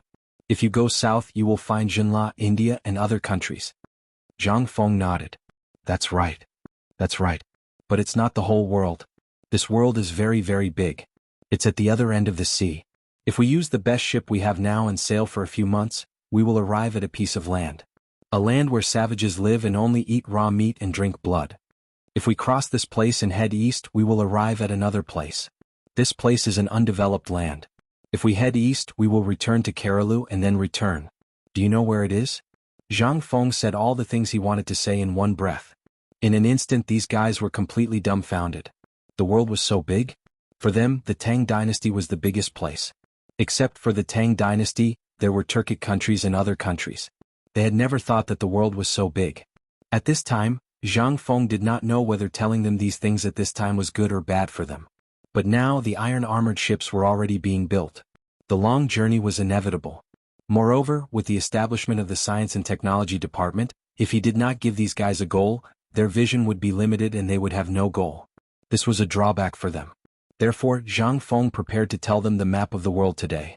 Cheng Chumo, Wei Shuyu and Zhang Xuan's eyes flickered. They thought that they had no hope of fighting in this life. But now it seemed that, as long as they wanted to fight this damn war, they would not be able to finish it in this life. This was the goal of people's life, and it was the goal of this group of second-generation officials. They thought that this was the end of their lives. But now, this was just the beginning. What did this mean?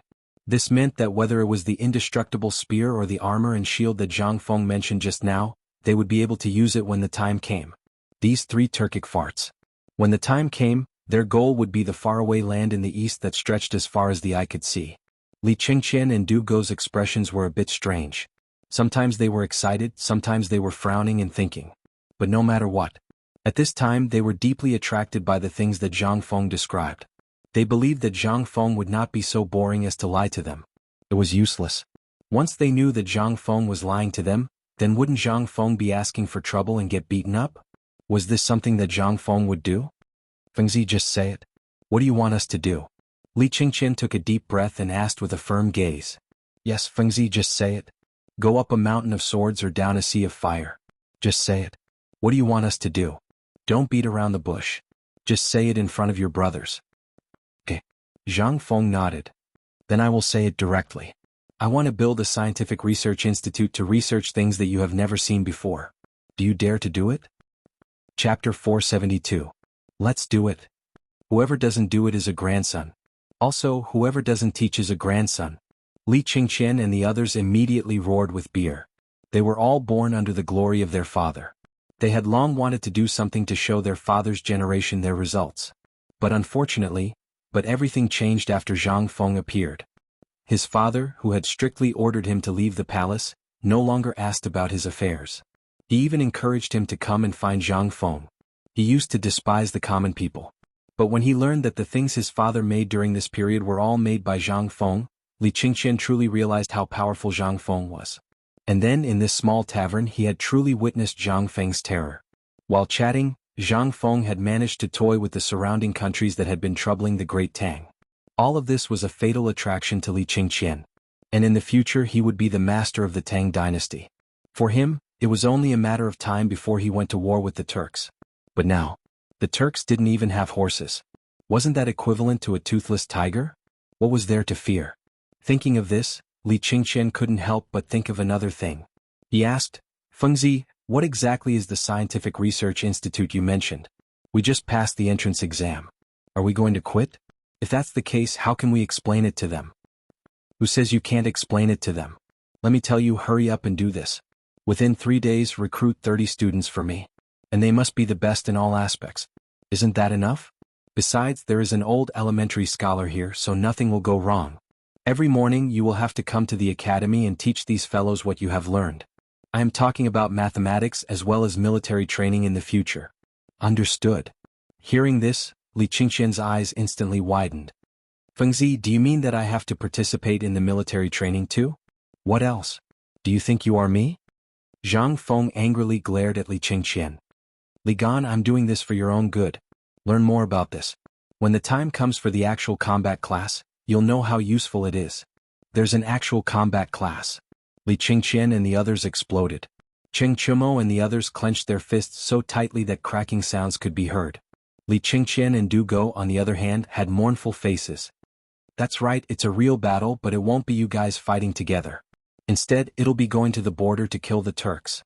This is the homework that must be completed every quarter. When the time comes, only the 5 of you will work together. You are not allowed to tell anyone about your journey, and you are not allowed to bring rations. You are only allowed to bring equipment, weapons, and armor. You are only given 10 days to make the round trip. Those who arrive within 10 days will be considered to have graduated. However, each of you must kill 30 Turks, and you must have a document from Long Yui or the garrison general of Yuzhou as proof. Hearing this, Li Qingqian felt dizzy. The 10th day. They were not allowed to bring anything, not even rations, and they still wanted to kill 30 Turks? In an instant, Li Qingqian felt as if the world was spinning around him. Mother ***, he finally felt as if he had entered a black market. How was this school? They were clearly going to the military camp, alright? Furthermore, even if they were going to the military camp, they shouldn't be doing this, right? However, Cheng Chumo and the others grinned. Feng, Z, rest assured. With the 3 of us here, these 2 fellows will definitely return safely. Zhang Feng glared at Cheng Chumo. I know that you, Iron Bull, have great brute strength, but this time, you will be supervising each other. Furthermore, I will have someone follow you. Don't worry, everything will be recorded. Furthermore, you are not allowed to help anyone kill. However, you must complete the battle yourselves. Furthermore, this is the course that will be taught after the research institute is established. I dare say that as long as you guys study seriously, these 30 Turks will be as easy as chopping vegetables for the 2 of you. Easy? Li Qingqian and Du Go glanced at each other bitterly. Feng, Z, is this your true ability? You can say that. Zhang Feng nodded. This is a little bit of my true ability. If you guys don't want to learn Lao Tzu, I won't bother to teach you. When the time comes, I will pass it on to my son. Wouldn't it be better for him? After everyone saw that this was Zhang Feng's secret ability, their eyes burst with a burst of enthusiasm. Learn. Why don't you learn? If only this is your true ability. Haha, we will have confidence. Haha, we can finally show our ambition. Turk bastard, just you wait for Lao Tzu. Haha, shut up. Zhang Feng coldly poured cold water on everyone's heads. It's still early. This is only my initial setting. When the time comes, whether or not I will teach you is another matter. This will all depend on your own performance. Whoever dares to steal from me in the future, just you wait for Lao Tzu. While speaking, Zhang Feng's heart ached for his sunglasses again. The few of them curled their lips. They didn't care. Instead, they discussed their future ambitions. Zhang Feng was annoyed. He waved his hand and said, "Scram, scram, scram, scram. Go back and tell your father about this. If your father agrees, then we will report to him tomorrow. If he doesn't, then you can scram back to be your rich second generations or stay in the research institute and wait for death. Also, Li Gan, tell your father to come tomorrow. I have something to tell him.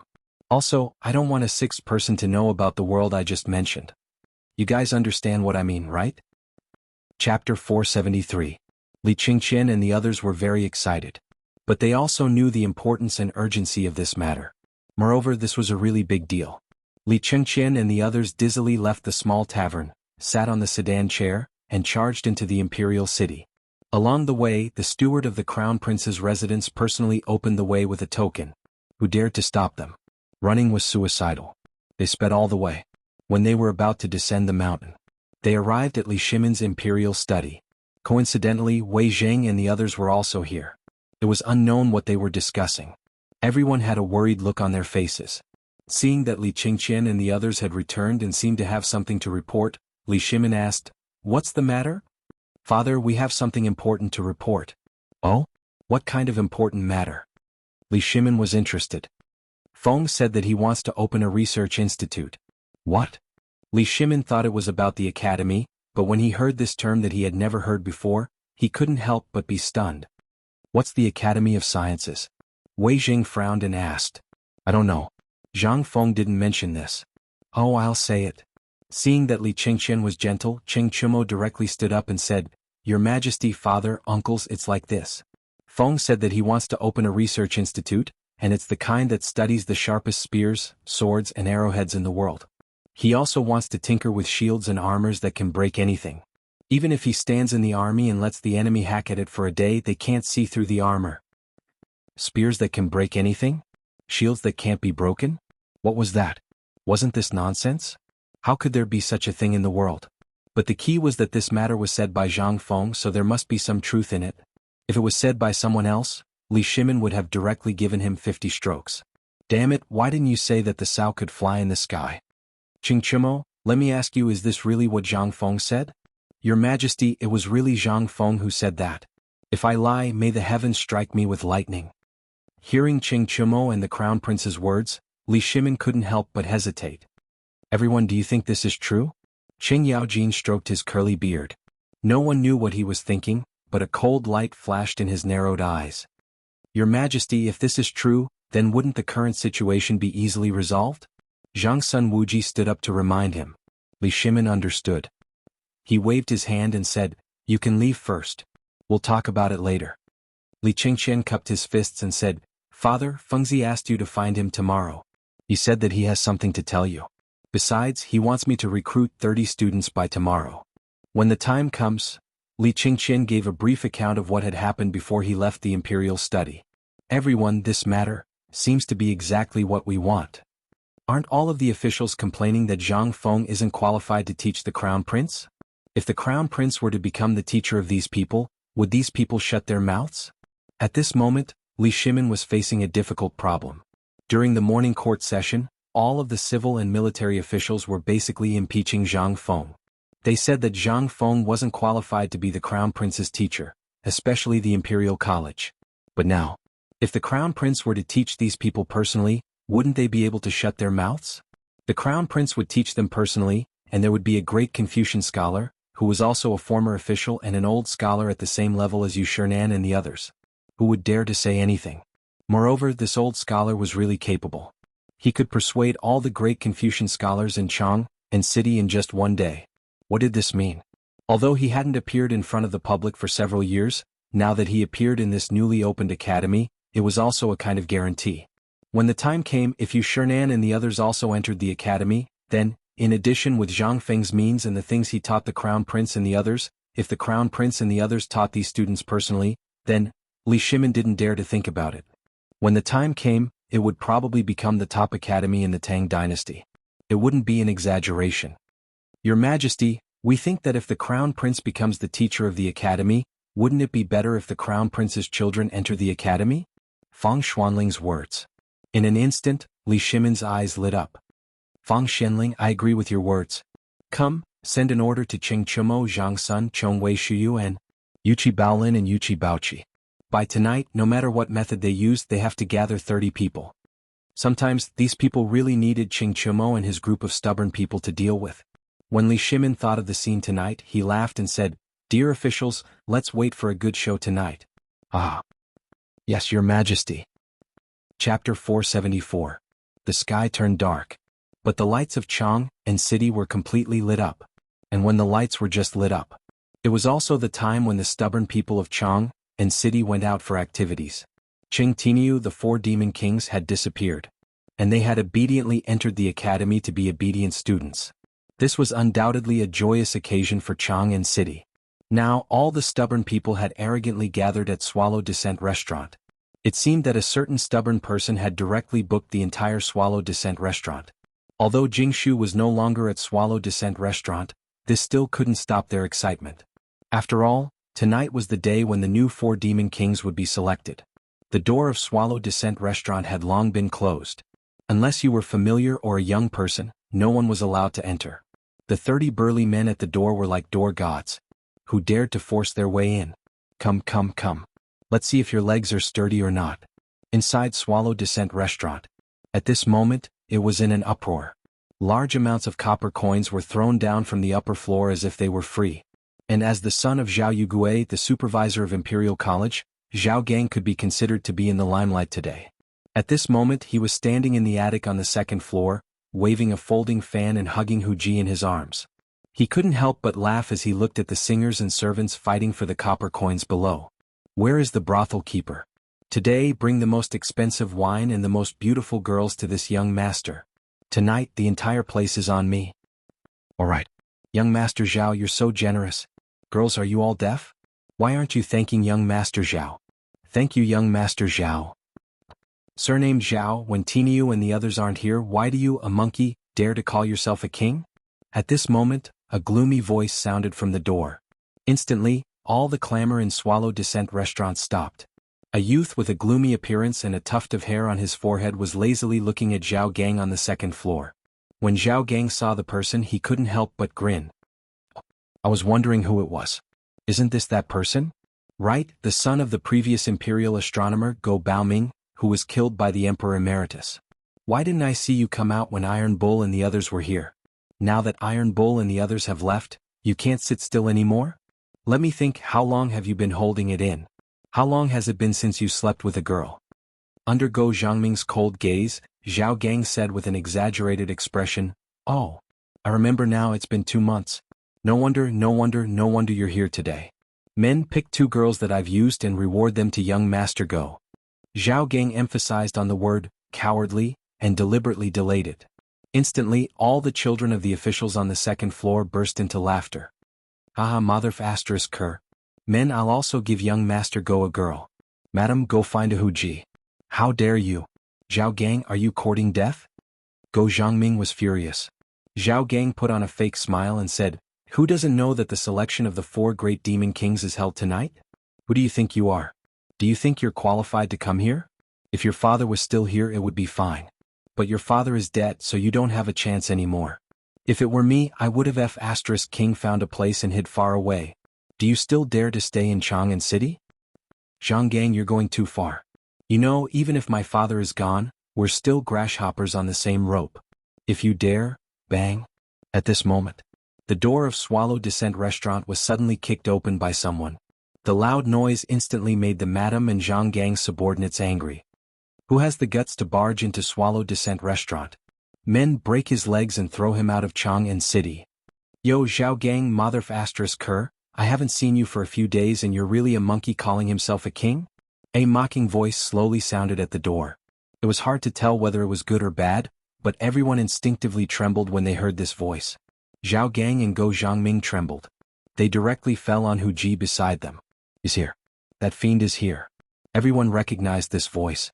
All the children of the officials knew this voice. At this moment, all the stubborn guards threw away the steel blades in their hands and kneeled on the ground together with the madam. Master Qin, why have you come?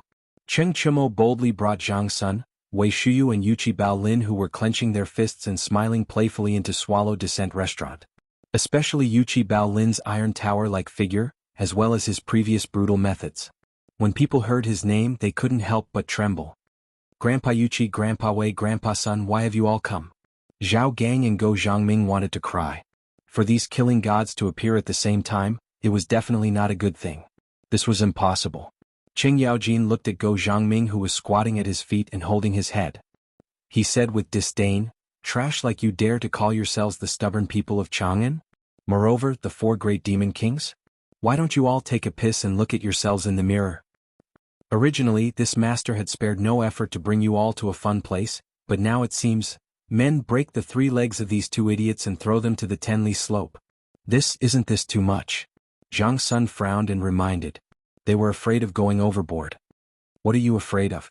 We're just following orders. It's not like you didn't hear what these 2 trash were doing here. If Lao Tzu finds out about this, even killing them would be a light punishment. We're doing a good deed.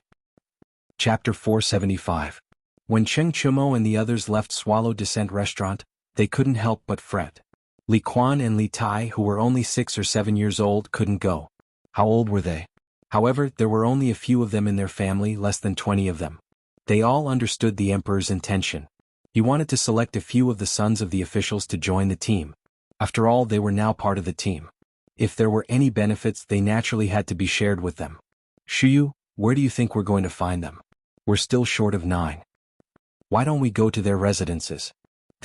Go. At most, we'll just fight our way in. We're just following orders. What's there to be afraid of? Yuchi Baolin's voice was filled with disdain, instantly causing the 2 of them to feel a headache. Was he still human? If they fought their way in, wouldn't they be poking a hornet's nest? Enough. When the time comes, we'll stick to the old rules. Fine. In a residence in the Palace Historian Province. A youth was pretending to read the 4 books and 5 classics. Beside him, a middle-aged man dressed in official robes was yawning. At this moment, a rock the size of a quail egg smashed into the middle-aged man's forehead. The middle-aged man's eyes rolled back and he fainted. At this moment, Wei Shiyu's voice slowly sounded from the nearby courtyard walls.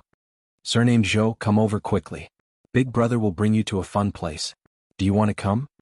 This person was the son of the Palace Historian Province's supervisor, Zhou Huaihua. He was actually a stubborn son, but today his father had suddenly come up with an idea and captured him to be a scholar. Under Wei Shiyu's voice, Zhou Huaihua instantly regained his stubborn nature. He tossed aside the book in his hand and looked worriedly at his father. Don't worry, he's just fainted. Let's go. I'm coming. On the other side. In the residence of the Minister of Ceremonies, Cheng Chumo and Yuchi Baolin boldly charged into the courtyard. After greeting the Minister of Ceremonies, they asked, "My lord, is your house inspector present?" "Yes, but it's already so late. I'm afraid he's reading." "No, it's fine, my lord Wang. We'll just have a few words. Tell him to come out for a moment." Lord Wang glanced at the 2 of them, but considering that this was the residence of the main character, he knew that the 2 of them wouldn't do anything rash. Thus, he waved his hand and had the butler bring Wang Jianshu over. "Virgin Mo? Baolin? Why are you here?" "Let's go, big brother has found a good place. Where should we go to play?" Lord Wang's face instantly darkened. How could he bring his son to cause trouble in front of Lao Tzu? Was there still any law? Nonsense. Cheng Chumo, Yuchi Baolin, for the sake of knowing your father, if you leave now, this official will not go to your residence to look for your father. If you dare to lead my family astray again, do you believe that old man will personally seek an explanation? Cheng Chumo and Yuchi Baolin didn't even spare him a glance. He carried Wang Jianshu and walked out. Although Wang Jianshu was still struggling, the agitation in his eyes could not be concealed at all. He was F***king agitated. What the F***ck? This was the first time someone had come to their doorstep to kidnap someone. Men blocked them for old man. Oh my god. This is Chang'an City. Is there still law here? Is there still law? Men block them. Without waiting for him to finish, Yuchi Baolin drew the mo saber from his waist with a flick of his hand. Everyone shrank back and slipped away. We're just following orders. You'll know tomorrow. With that, Yuchi Baolin left with his men in a carefree manner. Only a dumbstruck Lord Wang was left behind. Everyone in the residence was stunned. Virgin Mo Boss Baolin, this is King exciting. Tell me what's our next step? What? Snatch people. We're still short of 8 people. I wonder how many people Yuchi Baochi do go and the Crown Prince have managed to snatch. When Inspector Wang heard that even the Crown Prince had made a move, his eyes widened. What are we going to do? The young man had been indoctrinated with the idea of being loyal to his country since he was young. The stories he had heard since he was young were all about his parents. When he saw the Crown Prince snatching people in Chang and City in the middle of the night, he could not help but feel excited. However, Cheng Chumo glanced at Inspector Wang and said, "You go to the next house. You snatch people and we'll keep a lookout for you. What do you think?" When Wang Jianshu heard that, the excitement on his face turned into a look of dismay. This, F***ck off, you coward. If you want to do that, you'll have to go and snatch people. Otherwise, don't say that you know us in the future. You don't deserve it. Yuchi Baolin glared at Wang Jianshu. Wang Jianshu's eyes turned bloodshot. F***ck, let's do it. Let's go. Tell me who's next. Lao Tzu will go and snatch people personally. If you don't hand them over, beat them to death. The next house is the son of the imperial censor, Li Gang. Kid, it's up to you now. When Wang Jianshu heard that, he was completely dumbfounded. The imperial censor. That was the Crown Prince's junior advisor. F***ck. How big of a gamble was this? Chapter 476. Who are you? Don't you know that this is the imperial city? Breaking into the imperial city at night is a capital offense. If you don't want to die, get lost, Lao Tzu. At midnight, in front of the Vermilion Bird Gate, cries rang out one after another. On top of the city gate tower, groups of patrolling soldiers as well as the imperial guards in the city had already gathered the moment these people arrived. As time passed, these people did not leave. Instead, more and more people gathered. In the end, there were more than a dozen carriages. This time, the people on the city gate tower finally realized that something was wrong. Just as the voices on the city gate tower fell, an angry voice came from downstairs. This old man is Li Gang. I have an important matter to discuss with the emperor. Old man Wang Jianan, supervisor of the Chamberlain province. The Minister of Measurement requests an audience with the emperor. As the voices of people who only reported their names sounded, the people on the city gate tower finally could not sit still. What the hell was wrong with these important people? Were they collectively having a fit? Were they going to break into the imperial palace in the middle of the night? Quickly report this to the higher-ups. Quickly inform the Chamberlain province. As the orders sounded one after another, the soldiers at the imperial city gate went completely crazy. They had no idea what was going on. Were these officials collectively having a fit? Moreover, he was actually crying and sobbing? What was going on? In less than half an hour, Yi Zichen's expression changed. The imperial city gate opened. Little Gizi appeared at the city gate. He looked at the ministers and said indifferently, "The emperor has been waiting for you in the imperial study for a long time. Please." Everyone was dumbfounded. But now was not the time to ask. Finding their son was more important. After the inspection at the Vermilion Bird Bridge, everyone followed little Gizi to the imperial study in a hurry.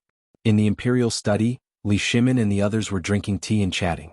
It was as if they had been prepared. The courtyard outside the imperial study was already brightly lit.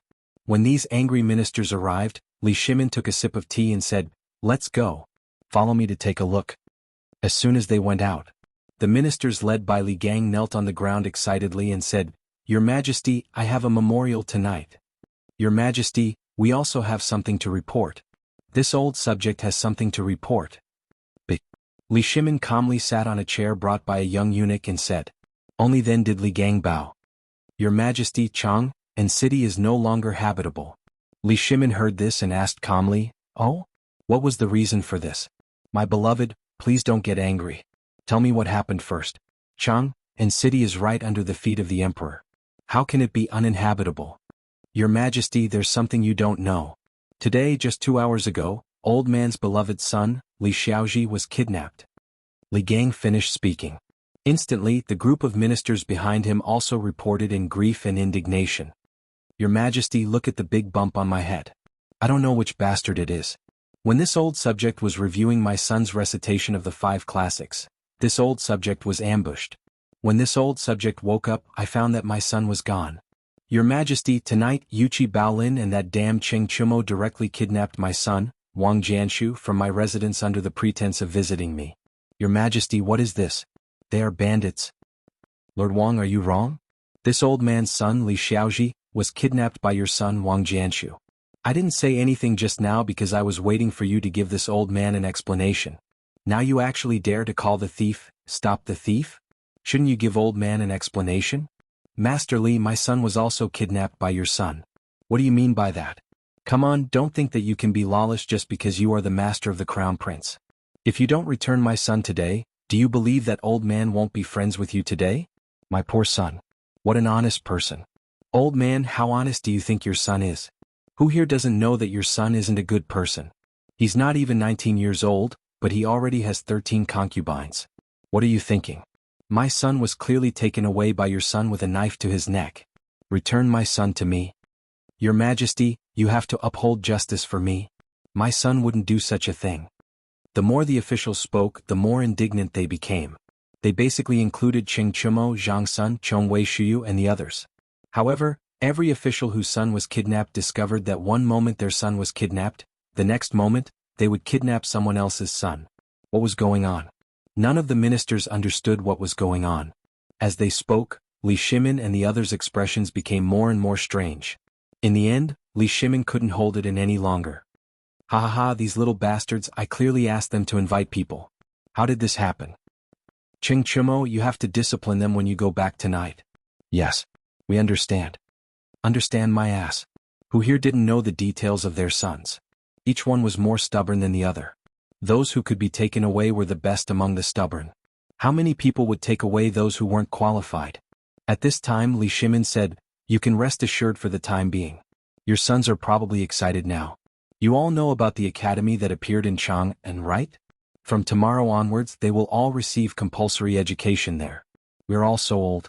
In the future they will all be the successors of the Tang Dynasty. I don't want to see them neglected like this, so I have decided that the Crown Prince will personally be the teacher tomorrow. What do you think? This? Chapter 477. The ministers were stunned.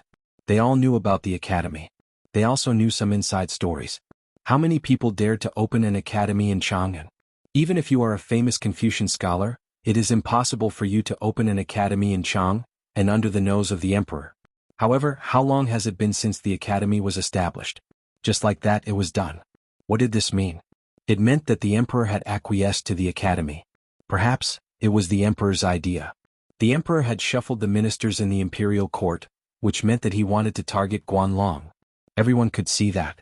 As for what happened tonight, if they were told about it in a serious manner, or if the emperor directly issued a decree or sent ministers to their residences, it would definitely attract the attention of those people. However, once these stubborn people made a move, it would only be regarded as these stubborn people causing trouble and would not forget to be involved in this matter. Thus, Guanlong's people would let down their guard. However, what about now? Everyone was deeply shocked. Li Gang cupped his hands. Your Majesty, this method is a bit inappropriate. If people know then. Lord Li, you think too much. Zhang Sun Wuji cupped his hands. Think about it. Now you know the meaning of the academy. I won't say more. Now it's basically the Crown Prince who has the final say in it. Think about it. His Majesty is giving you another chance. I won't say more. You all know it in your hearts. Furthermore, this academy is now known to the public as a place for the Crown Prince and the others to gain experience. Think about it, this is the greatest deception. As for what your sons are like, this old man won't say much. We all know. Zhang Sun Wuji's words made them ponder. In an instant they couldn't help but think of the guy named Zhang Feng. Was this person just a person cultivated by the emperor and the crown prince? A talent? Otherwise, why would she be willing to open an academy for him? Where did this kid come from? But no matter what, they knew very well what their son was like. As for this school named Chang and University, those strange rules that were mentioned when it was opened, could they really change their son? What were they struggling in the imperial court for? Not only was he doing this for the sake of improving himself, but he was also doing this for his son. If his son could be influenced by the crown prince, he would be able to get rid of his ruffian tendencies and learn some things. That would be great. Take Li Xiaozhi, the son of Li Gang, as an example. Although he was the crown prince's junior tutor, what about now? His son, on the other hand, was a complete bastard. He didn't study hard all day long and only thought about fooling around outside. But if you put this group of bastards together, Li Gang suddenly thought of something terrifying. It was like a basket of rotten eggs. If they were separated, they would be unbearably smelly. But what if they were put together? There should be 1 or 2 golden phoenixes among them, right? Li Gang couldn't help but look at the crowd, then at the emperor. The depression in his heart was swept away. Instead, he couldn't help but show a touch of horror on his face. Was this the emperor's plan? This was simply terrifying. Li Gang, thank you for your support, Your Majesty. I am willing to go through water and tread on fire for the Tang Dynasty. We thank you for your painstaking efforts, Your Majesty. Tonight, we have wasted Your Majesty's grace. Please punish us, Your Majesty. Otherwise, we will feel uneasy. Okay. It's late. If there's nothing else, you can all leave. Li Shimin waved his hand with a smile. Although we are emperors and ministers, we are also colleagues. Our common goal is to serve the Tang Dynasty. That's why I thought of this trick. You are not vulgar people. Since you can understand what I mean, you can do what you usually do. We accept the decree and thank you for your kindness, Your Majesty. Everyone knelt on the ground again in unison. Li Shimin waved his hand and the crowd left respectfully. But when Li Shimin was about to return to the imperial study, he suddenly turned around and said, Minister Li. Li Gang hurriedly turned around. Yes, Your Majesty. How about you go to the Chang'an Academy? Well, Li Gang hesitated. Nominally, he was the crown prince's teacher. Now the academy was the crown prince's place to gain experience. If he went, what would it mean? What I mean is, you know the significance of the academy. I am worried about the crown prince, so I want you to help him run the academy. But if you do that, your official position. Li Gang heard that. He knelt down excitedly. I will do my best to fulfill Your Majesty's decree. Tomorrow morning I will retire and return to my hometown. Then I will go to the academy. Well, okay. But I promise you that your salary will still be the same as before. I will also reward you with 3,000 dawn of rice, 3,000 strings of coins, and a real estate in Chang'an East City. How about that? What could Li Gang say? That was tantamount to hiding his identity in the dark. He didn't know how many years he could be an official now. Once he retired, his salary would be pitiful. But now, the emperor promised that not only could he leave this quagmire with dignity, but his salary would also remain unchanged. Perhaps when the academy was established, he could even return to the imperial court. That was a favor. Thinking of that, Li Gang knelt down excitedly. Thank you for your kindness. Chapter 478. Compared with this idle job where he could be careful in the mud at any time, Li Gang was more willing to choose this carefree job, where he only needed to teach students all day long. This was what a great Confucian scholar liked to do most. Drinking tea, reading books, studying things and giving guidance to students when he had nothing to do. What was this? This was what a great Confucian scholar dreamed of most. After staying away from disputes, he could study knowledge quietly. At that time, he might be able to leave something that could make the protagonist go down in history in his lifetime. Li Gang was very excited. Although he was 82 years old at this time, as soon as he got home, he waved his hand and asked the servant to invite the barbecue seller on the street to barbecue for him at night.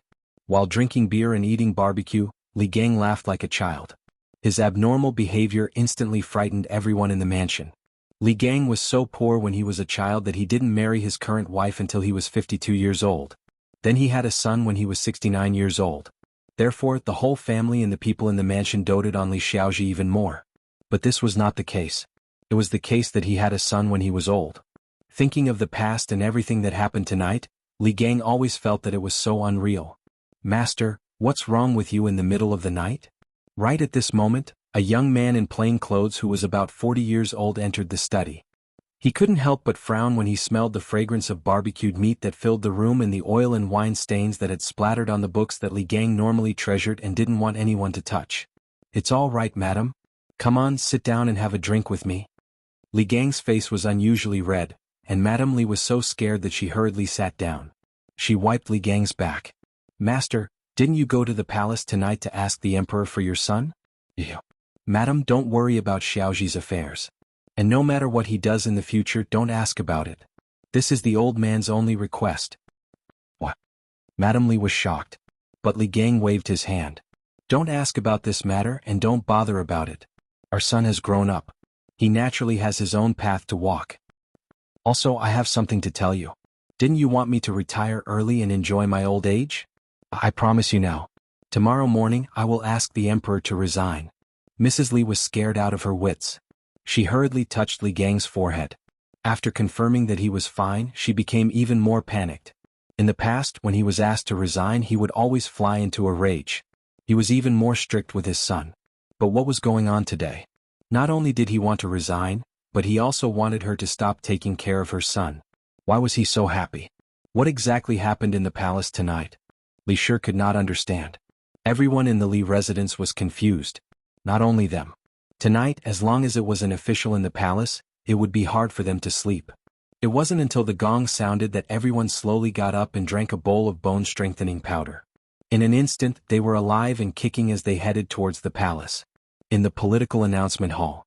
Since the establishment of the sign-in system, things had gotten a lot better in an instant. Basically, there were no more innocent people who did not attend the court. The discipline in the court had also improved a lot. On one hand, it was because Li Shimin had pulled a large group of people into his camp because of the matter of the locusts. On the other hand, it was because the relationship between the emperor and the retired emperor had been restored.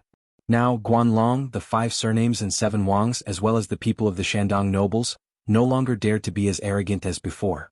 Once they raised their tails, countless ministers would instantly stand up and point at their noses to be scolded miserably before it reached the emperor's ears.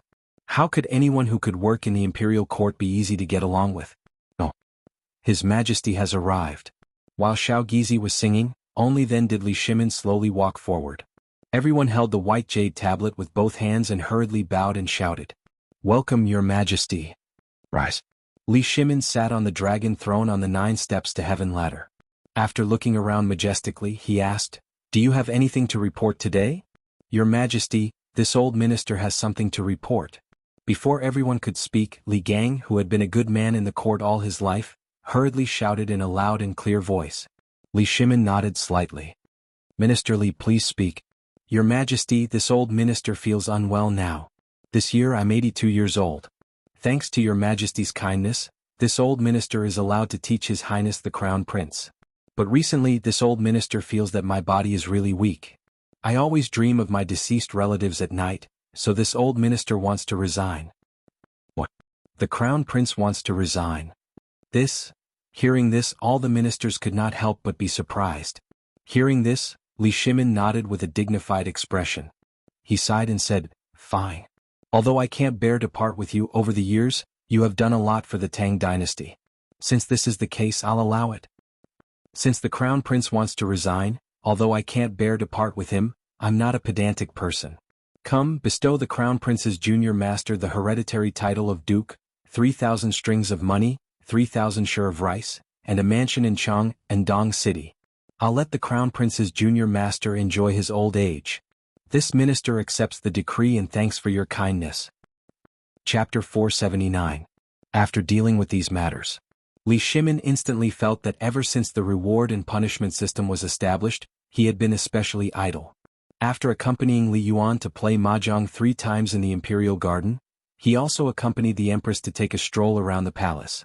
By the time lunch was over, waves of sleepiness made Li Shimin involuntarily feel disappointed and frustrated. Although Zhou Dafu's culinary skills were not half as good as Zhang Feng's. But it was enough.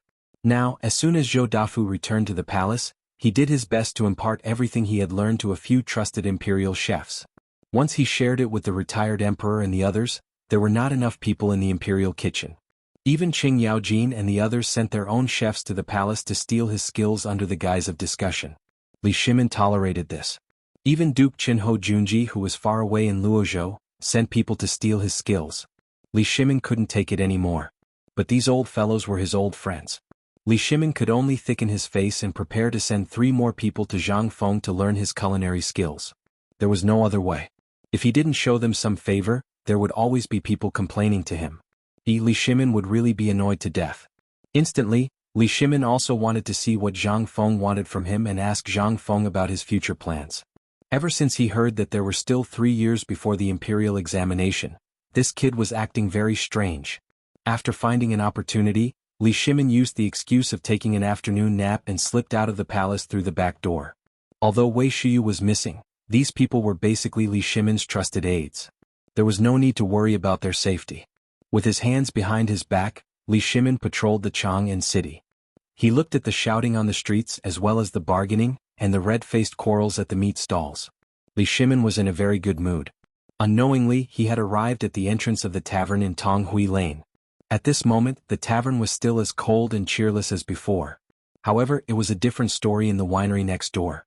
In order not to disturb Zhang Feng, who was sleeping at the entrance, Old Ho purposely changed the front door to the back door and the back door to the front door.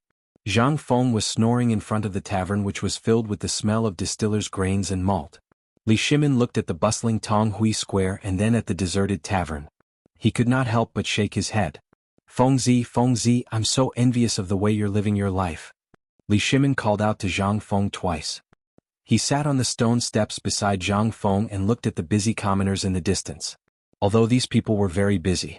However, his face was brimming with unconcealable happiness. This was what made Li Shimin feel gratified. In a prosperous era, wasn't it to let the commoners eat, wear warm clothes and earn money at the same time? Now wasn't this a prosperous era? Lao Li, when did you come? In a daze, Zhang Feng seemed to hear someone calling out to him. However, it was only a single call. Zhang Feng was too lazy to care about it. He slept for a while more before he woke up groggily. When he opened his eyes, he felt someone squatting beside him. He did not know why, but when he saw who it was, he was scared out of his wits. Li Shimin saw that Zhang Feng had woken up. Then he said, "Not long, only half an hour." "Half an hour? Then why didn't you wake me up?" Li Shimin was speechless. "You were sleeping like a pig. Who could wake you up?" "All right, let's go in. I have something important to tell you today." Zhang Feng got up. He did not even want the reclining chair. He pulled Li Shimin into the small tavern. As usual, Zhang Feng took out the spicy grasshopper that he had kept for a long time. Then he made a few dishes to go with alcohol. He did not drink beer anymore. Instead, he drank the white wine. After 3 glasses of wine, Zhang Feng said, "Lao Li, I believe Li Gan has already told you about that matter when he went back?" Li Shimin nodded. "He said that you are going to set up an Academy of Sciences?" Zhang Feng nodded. "That's indeed the case," Wang Yao said. "They've learned the basics well. Moreover, I've been observing the pedestrians since I had nothing to do these days. Look at Chang'an now. Basically, the economy has recovered. There's nothing else that can be produced." Actually, Zhang Feng did not say one more thing. That was, even if there were things that could be created now, would the people of this era be able to accept it? For example, soap, toothpaste, and so on. He wanted to do it, but how could he do it alone? Zhang Feng was the kind of person who was only interested in things for a short period of time. Once there was nothing, he would want to do it.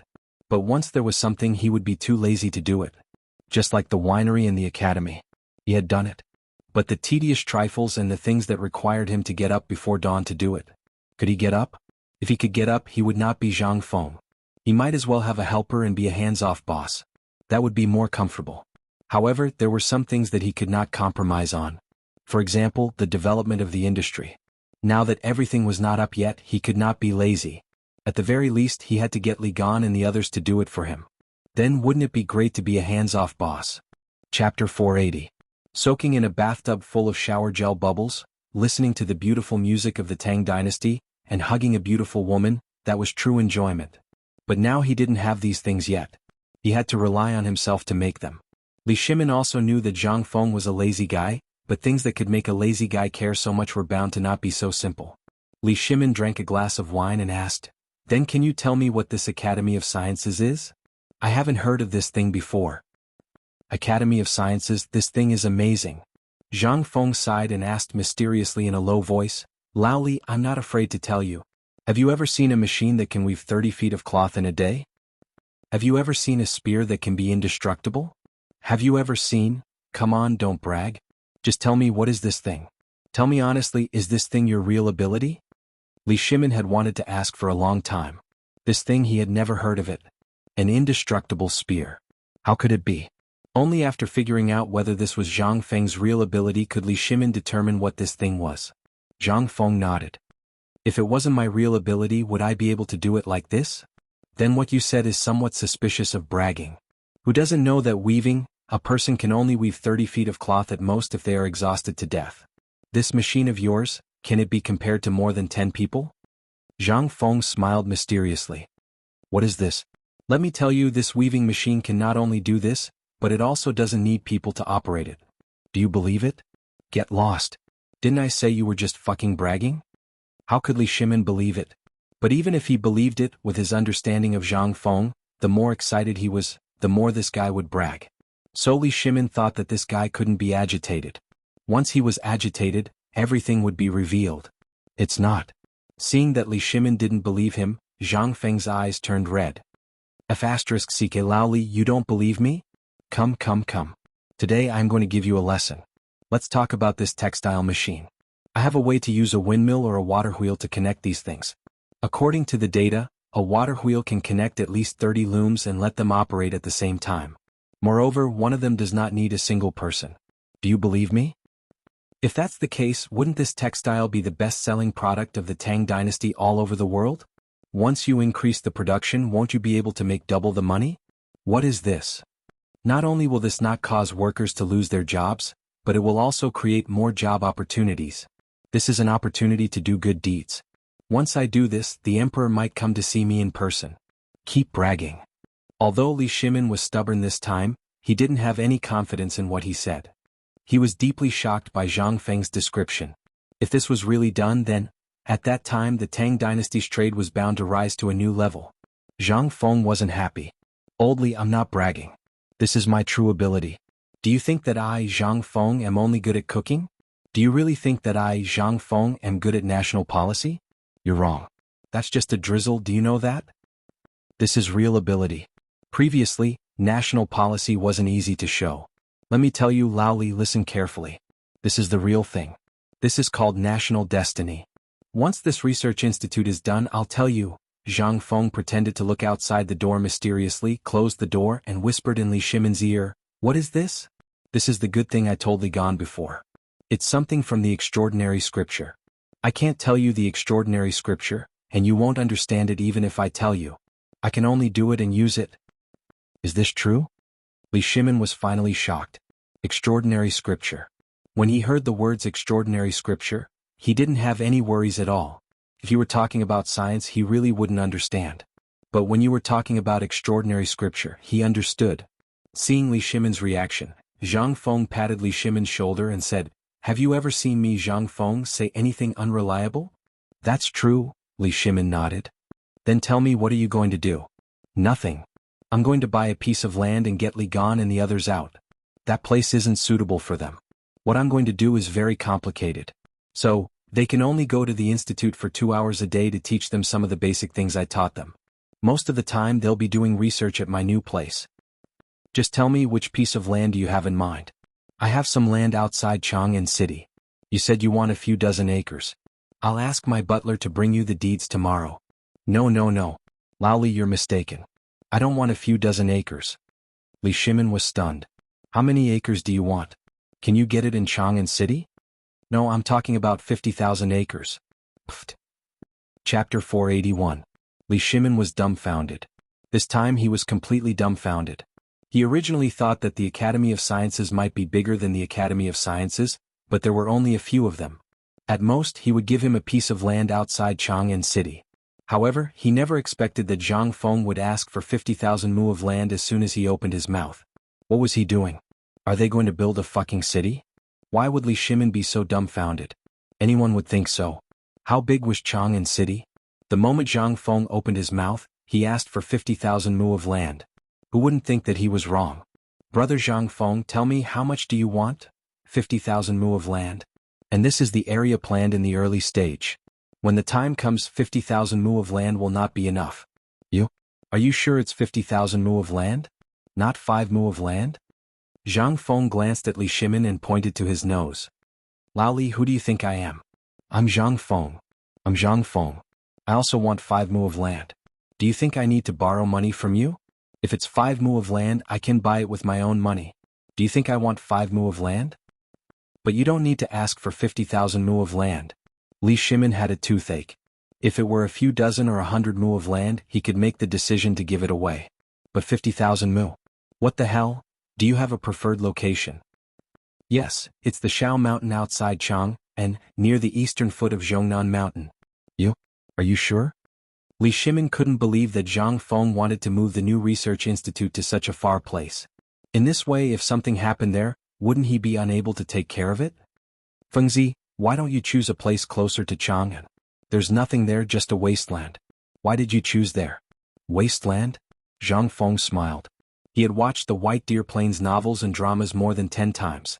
That place was a military stronghold. More importantly, those who did research had to stay away from the hustle and bustle. No matter what they did inside, no one would be able to stop them. Wouldn't that be great? Lali, you don't have to worry about that. The reason why I chose that place was because I had my own considerations.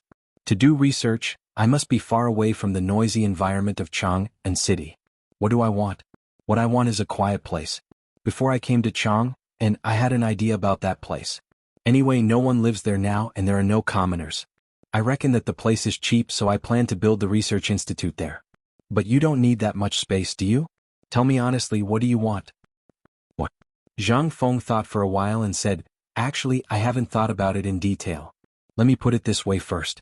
The research institute here doesn't need much space, but I want to open 3 factories. Look at the environment and geography of that place. It's the most suitable place to manufacture textile machines. Once I finish my research, shouldn't I test it on the spot? Once that thing is produced, Lao Li, just wait for me to make a fortune. What else? Li Shimin continued to ask. 50,000 mu of land. That was not a small number. Then, I want to build a smelting factory to smelt the kind of spear that can break through anything and the kind of shield that can break through anything. Think about it. Don't you want others to know about these 2 things? This is our true ability. Say barbecue, beer and other things like that, it's fine if you let them learn it. But if you spread it out, it'll cause chaos in the world. Li Shimin also knew that whether it was the spear or the shield, once the weaving machine was spread, the consequences would be unimaginable. Li Shimin couldn't help but be excited. There's another factory. What are you going to do? Didn't I tell you about the other one before? Isn't it that iron car? Do you think I made a tricycle for fun? You're wrong. That thing is only in its preliminary form. Okay. Don't pretend. I already know. You said you want to make a chariot, right? Zhang Feng saw that he couldn't pretend anymore and touched his nose. Wrong. You've already started that factory, so I definitely won't do it. What I want to do now is the wheel. You also know that it's not difficult at all. The difficulty lies in the material of the wheel. That material is also called rubber, and it's produced near Nanzhao. It's extremely precious, so I have to research something to replace it once he makes it. Zhang Feng paused and asked again in a low voice, have you seen a car that doesn't need a horse and can travel 1,000 miles in a day? And a ship that can travel 1,000 miles in a day? I didn't want to say these things. Otherwise you would say that I'm bragging. But now I have no choice. Okay, I won't pretend anymore. I'll tell you. I'm a genius. How about it? Lao Li, think about my Academy of Science. What do you think? Isn't it awesome? Chapter 482. What could Li Shimin say? Now he finally understood one thing from Zhang Feng's words.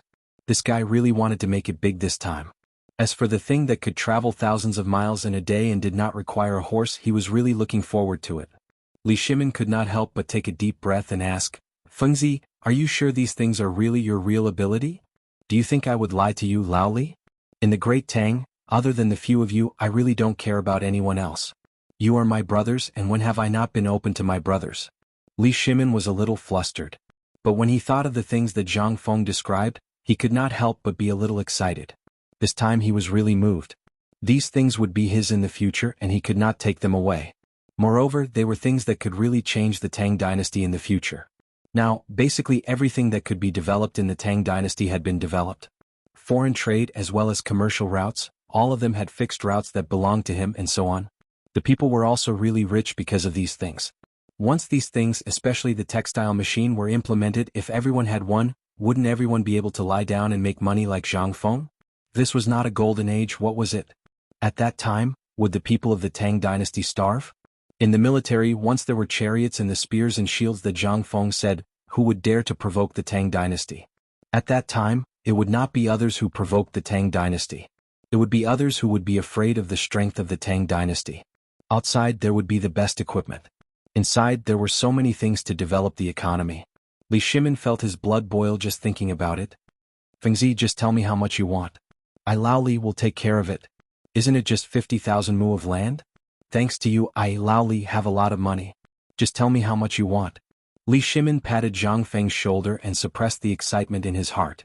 Zhang Feng couldn't help but look at Li Shimin in surprise.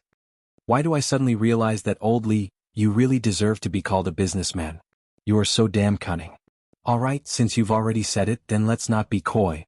You'll pay for it, but I'll take care of the purchase of the land. Otherwise, I'll be the one moving my mouth while you run your legs. That won't make sense. This time this matter is too important. I don't dare to make any mistakes, so, alright, since you want to do it, go ahead. Li Shimin thought about it and finally agreed. This matter was not complicated. Zhang Feng was now a little famous in Chang'an City. If he came forward, he could also show his face in Chang'an City. After the two of them discussed some details again, Li Shimin said, Fengzi, I have something to tell you. What's the matter? I want 3 more cooks in my family to learn from you. Zhang Feng stared at Li Shimin in horror. Brother, what's wrong with you? Is your family running a restaurant? Didn't you teach one of them? Why are you starting again? Do you really think I'm a free cook? No, I mean that Zhou Dafu was taken away by my father. Now, old Chin and old Sun's wives are pestering my wife all day, wanting to learn this thing. I have no choice. Alright. Look at you, do you think I have time now? It's okay. You do your thing. When the time comes, I'll ask them to take care of the tavern for you. You can teach them when you have time. This matter is not urgent. Alas, Zhang Feng sighed. Alright, since you are so embarrassed, let the 3 of them come. After all, we are brothers. Seeing that Zhang Feng finally agreed, Li Shimin left with satisfaction. Zhang Feng stretched. The dizziness made him sleepy again. Walking out of the tavern, he hung a sign that said closed, and habitually lay down on the recliner covered with tiger skin. But the next moment, Zhang Feng was scalded and got up. He touched his lower body and roared angrily, which son of a bitch took away Lao Tzu's tiger skin? At this time, Ching Chumo, who stole the tiger skin, looked at the angry Zhang Feng from the corner and could not help but laugh. Go. Let's hurry up. Don't let Imperial Father see us. Li Qingqian looked around worriedly. His Imperial Father had just left. Who knew if their actions were seen by the Jinwu guards? It won't. With Idiot Wei watching, there shouldn't be any problems. Moreover, isn't it just giving his tiger skin to Jingshu? If this brat is stingy, can't we just get him another one? That's his wife. We're just doing him a favor at no extra cost. I hope it's okay. Li Qingqian nodded hesitantly. The 2 of you, His Majesty invites you in. Just as Cheng Chumo and Li Qingqian were whispering something, little Gizi's gloomy voice sounded behind them. The 2 trembled in fear. Chapter 483. Chang and local government. He had to deal with everything in Chang, and even the matters of the land. Although it was just a small county government, it was still a great place under the rule of the emperor. At this time, the county magistrate of the county government was temporarily taken over by Fang Xianling after the Minister of Works was dismissed. Also, because the imperial court was deliberately targeting the officials in Guanlong, the old county magistrate finally got the promotion document recently. After the old county magistrate happily took office, the county magistrate transferred from Lantian was a little confused. In the place where Lantian's uncles and grandparents didn't love him, he was the sky and had nothing to do all day.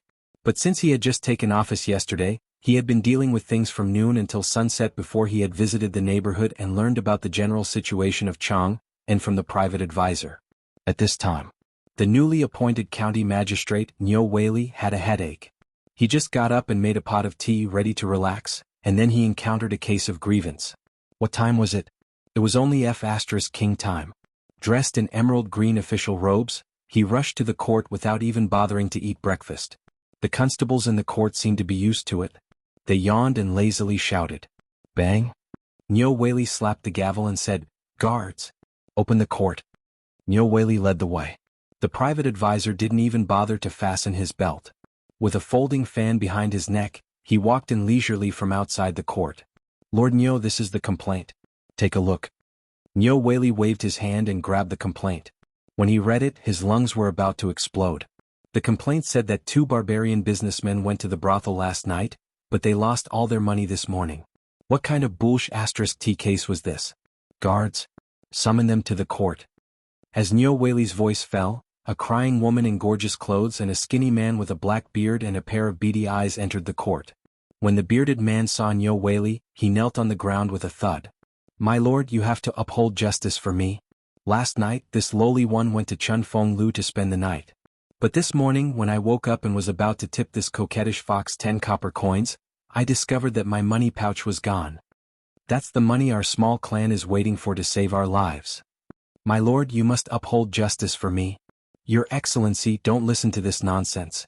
Last night, when he gave my mother money, I saw with my own eyes that there was only a piece of leather left in his money bag. He's obviously trying to blackmail me." "Shut up." Nyo Weili looked at the bearded man and then at the woman. He asked, "Are you that flower? Let me ask you, was there a witness last night?" "Yes. Last night when he was paying, my mother also saw it. She even muttered that he was a pauper." Men summoned the procuress. After a short while, a middle-aged woman who looked old but still had some charm walked into the hall with graceful steps. When he saw Nyo Weili, he bowed respectfully. "Madam Sun Lucier greets your Excellency." Nyo Weili frowned and asked, "Let me ask you, did you see that there was no money in this person's money pouch last night?" "Your Excellency, this servant can testify to this matter. This servant has been in this business for many years. Although this money pouch is separated by cloth, I can still see how much money is in this money pouch." "Nonsense. Your Excellency, these two people are speaking irresponsibly. Yesterday this lowly one clearly sold 30 caddies of mink fur from the rice shop in Shi City. Look, this is the receipt that the old shopkeeper of the rice shop gave me. There's also the time. After receiving the money, I saw that it was already late, so I went to this unscrupulous shop. Please take a look." The bearded man was so agitated that his whole body was trembling. Nyo Weili looked at the receipt and handprint, then waved at the advisor. "Advisor, look. Is this the old shopkeeper's handwriting?" The advisor squinted his eyes and took a look. He picked up the paper and sniffed it. "That's right, this is indeed the old shopkeeper's handwriting. If you don't believe me, please wait. I'll go get the old shopkeeper's tax receipt this year. You'll know if it's real or fake once you compare it." As he spoke, the advisor really did hurry to the back room. At this moment, Nyo Weili squinted his eyes and looked at the female brothel keeper and the bearded man. "If you plead guilty now, this official will be lenient. If you wait until the handwriting is compared, then this won't be a simple matter. Brothel keeper, this young lady and you.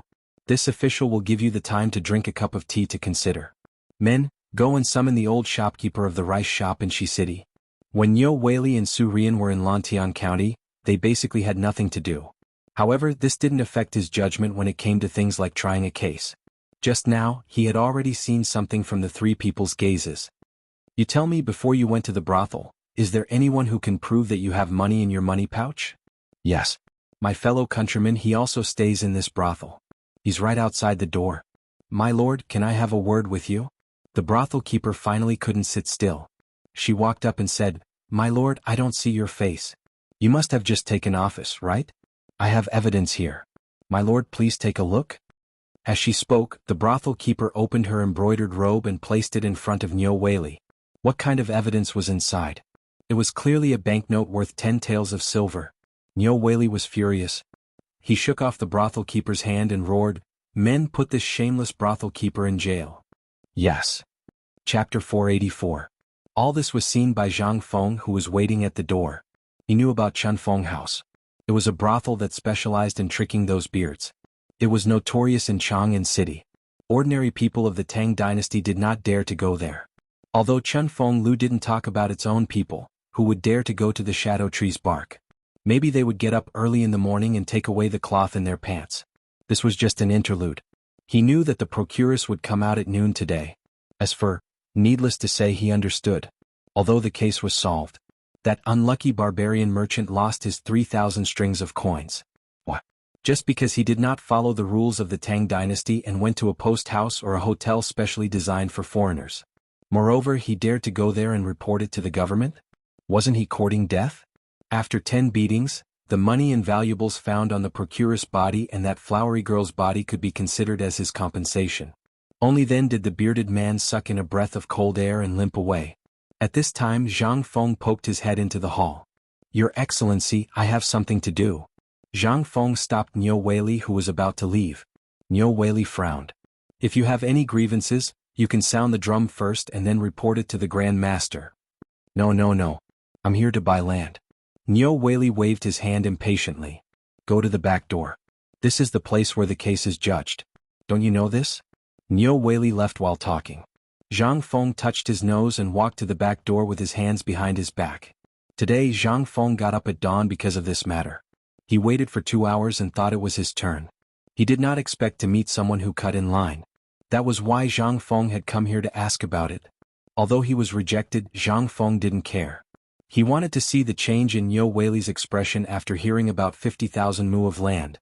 When he arrived at the Yamen office, the head bookkeeper was flipping through a book at the entrance. He was shaking his head as he read. At first, Zhang Feng thought that he was reading something incredible, but when he saw the cover of the book, he couldn't keep his cool anymore. This guy actually read such vulgar books when he was on duty? Wasn't this 2F** King awesome?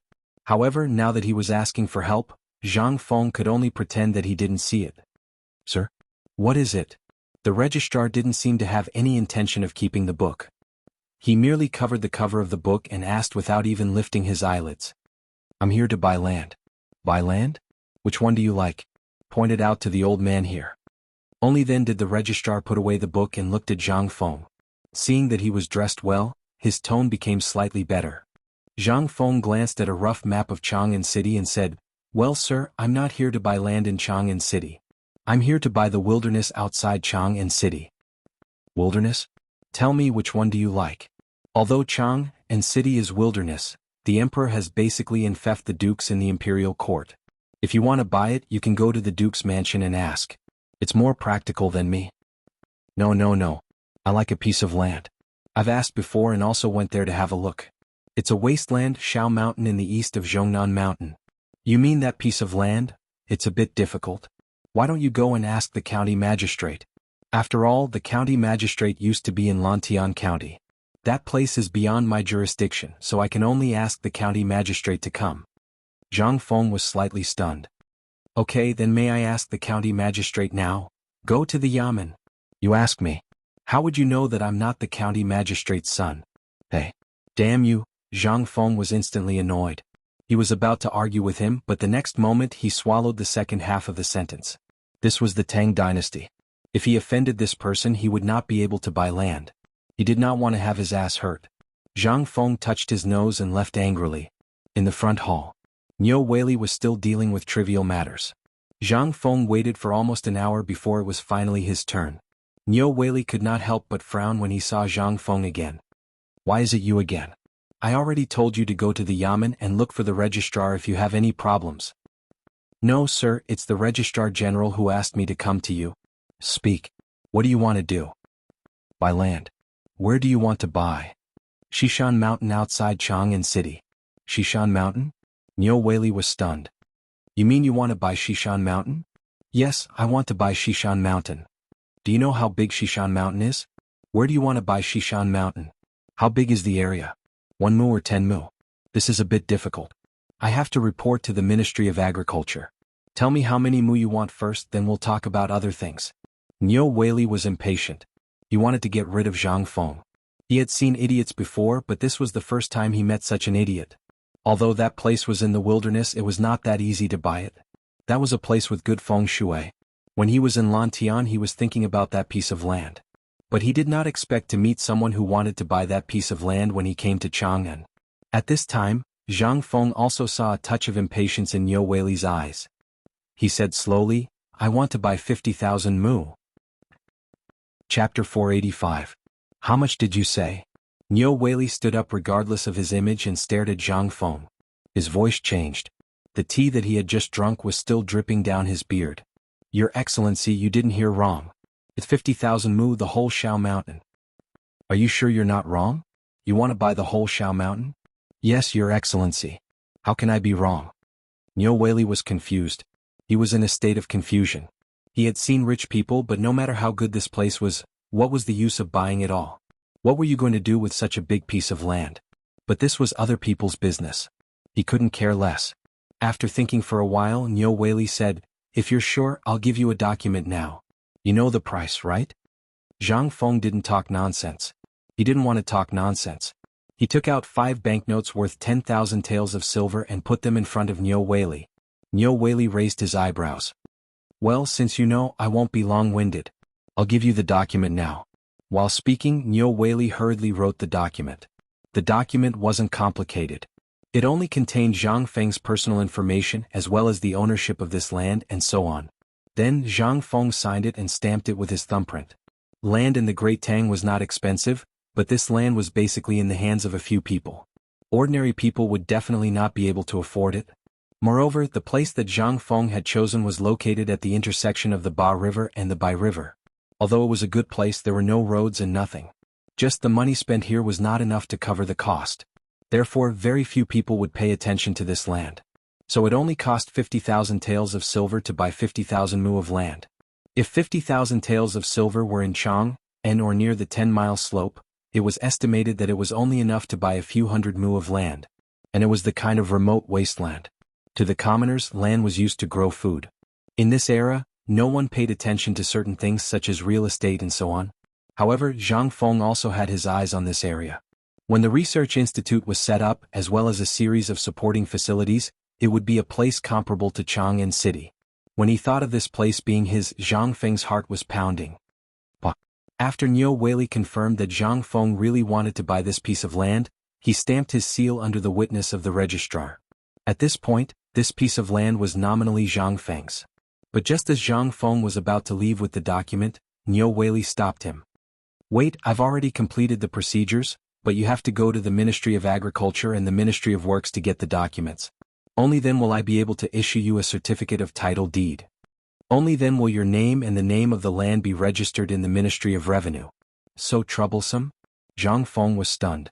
Didn't this mean that this was more or less enough? Why was this as troublesome as doing things on Earth in the future? However, Zhang Feng did not dare to say anything. He could only take the document and leave in silence. However, just as Zhang Feng walked out of the magistrate's office, he bumped into Li Shimin's sedan chair, who was about to go to the tavern. Who was the sedan chair bearer? He was Li Shimin's confidant. Of course he knew Zhang Feng. And Zhang Feng also saw the effeminate Xiao Gizi at a glance. Hey, isn't this Lao Li? Where are you going again? Li Shimin was surprised to hear Zhang Feng's voice from inside the sedan chair. He lifted the curtain of the sedan chair and looked at the magistrate's office. He asked, "Are you here to buy land? So soon? This doesn't seem like your style. You actually left before noon?" Hearing this, Zhang Feng rolled his eyes. "Do you think that everyone is like you? This is a big deal. Of course I have to be early." "Alright, where are you going so early in the morning? Come on up, let's talk." They were at the entrance of the magistrate's office. Li Shimin was not sure if anyone knew him, so he could only ask Zhang Feng to quickly get on the sedan chair. However, Zhang Feng shook his head. "No, I'm busy. Alright, I have to go to the Ministry of Works to complete the paperwork. You can go do whatever you need to do. When I'm free tomorrow, I'll treat you to a drink." "Hey, you." Li Shimin was speechless. This was the first time he had been rejected by Zhang Feng. Moreover, this was the first person who dared to do so. He was looking for Zhang Feng today. What could he do when Zhang Feng was so busy? He could only wave his hand and return to the palace. Zhang Feng was very busy. After bidding farewell to Li Shimin, he couldn't do anything about it. The neighbors of Tong Hui Fang who had set up a barbecue stall saw him. He had no choice but to eat a simple breakfast and lunch at the barbecue stall. Only then did he squat at the entrance of the Ministry of Works. After waiting for about 2 hours, the people from the Ministry of Works opened the door with sleepy eyes. There were dozens of people standing at the door. Basically, they were here to deal with some trivial matters. After another 2 hours, it was finally Zhang Feng's turn. When he handed over the documents from the magistrate's office, the person in charge looked at Zhang Feng in surprise. He muttered to a few other people from the Ministry of Works for a while. Then he said, This is a little difficult to deal with. How about this, you go to the Ministry of Justice and report it first." Chapter 486. Zhang Feng was speechless. For the entire day he was kicked around like a rubber ball.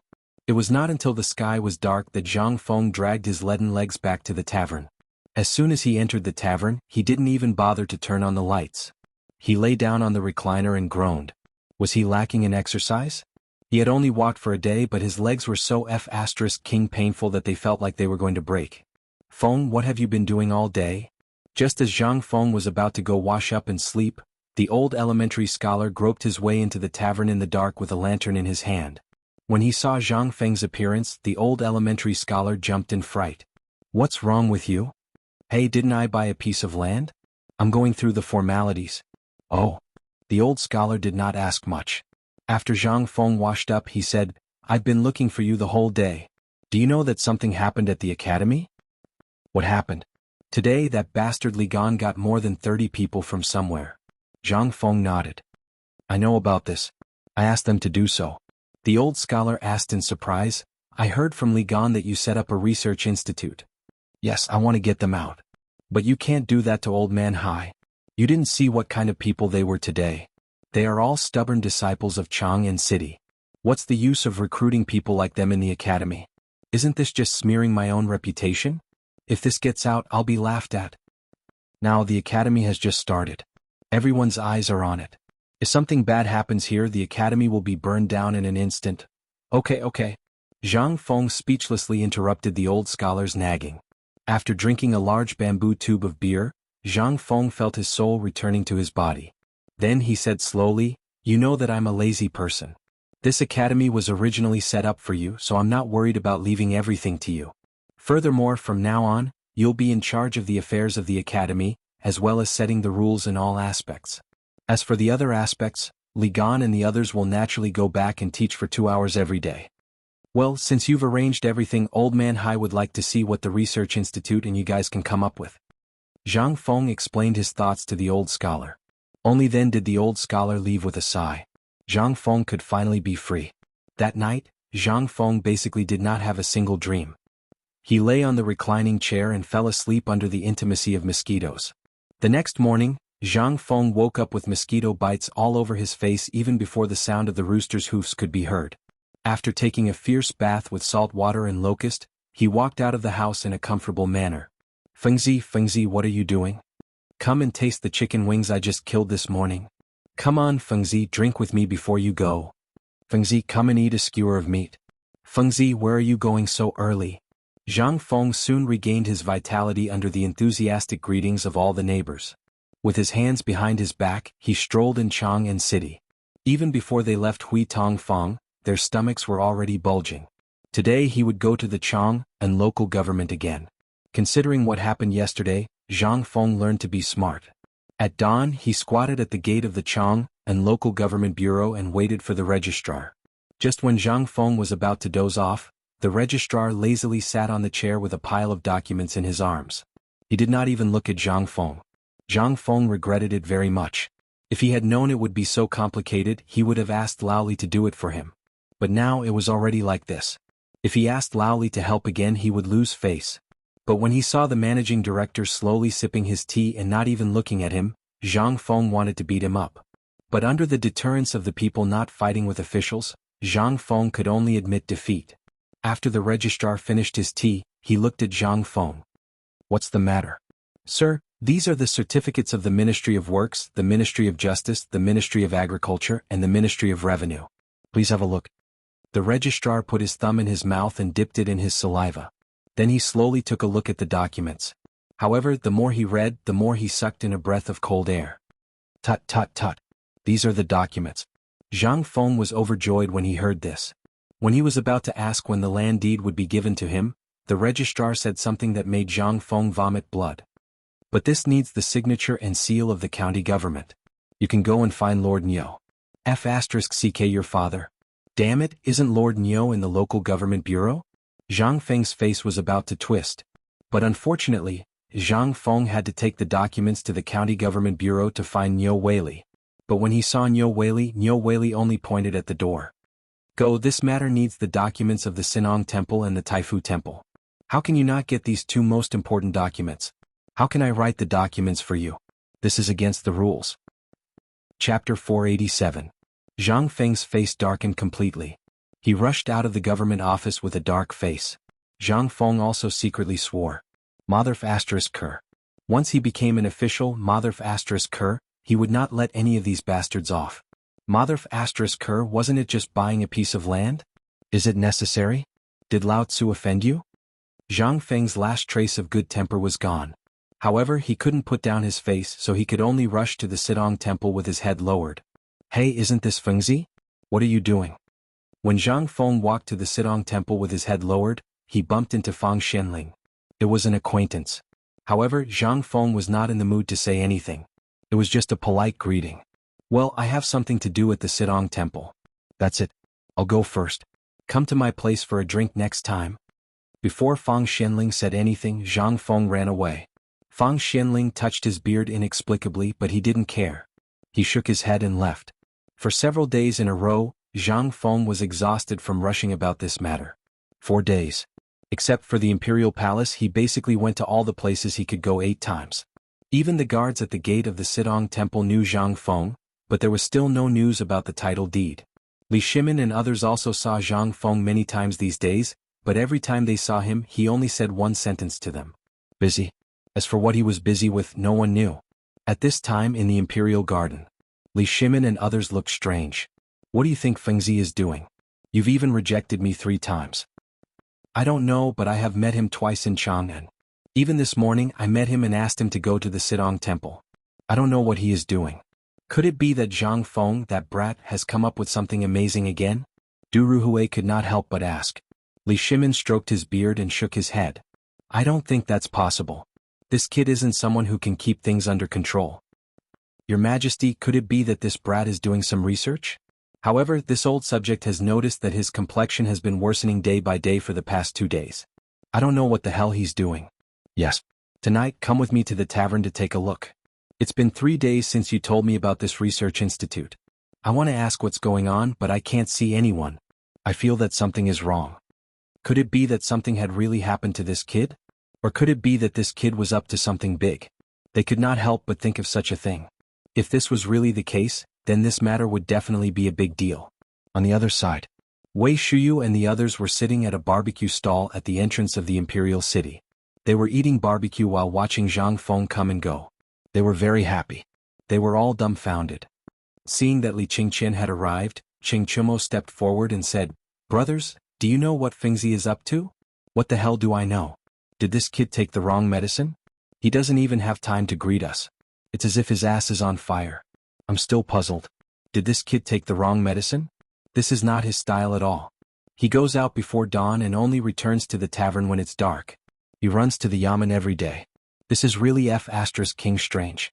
Could it be that this kid is up to something big behind our backs? Hammer. What can he do? Zhang Sun and the others did not believe it. Zhang Feng was so lazy. How could he be so diligent in doing something? But this was also one of the strange things. How could it be that Zhang Feng was not up to anything? This kid was not a diligent person. If he was diligent, he would have been King rich. Why did he have to hide in the tavern every day and wait for death? While they were talking, Zhang Feng's figure appeared in their sight again. They hurriedly stopped Zhang Feng. Fengzi, come and drink a barrel of beer before you leave. Zhang Feng had just come out of the Sidong temple. He was dejected and even a little pale.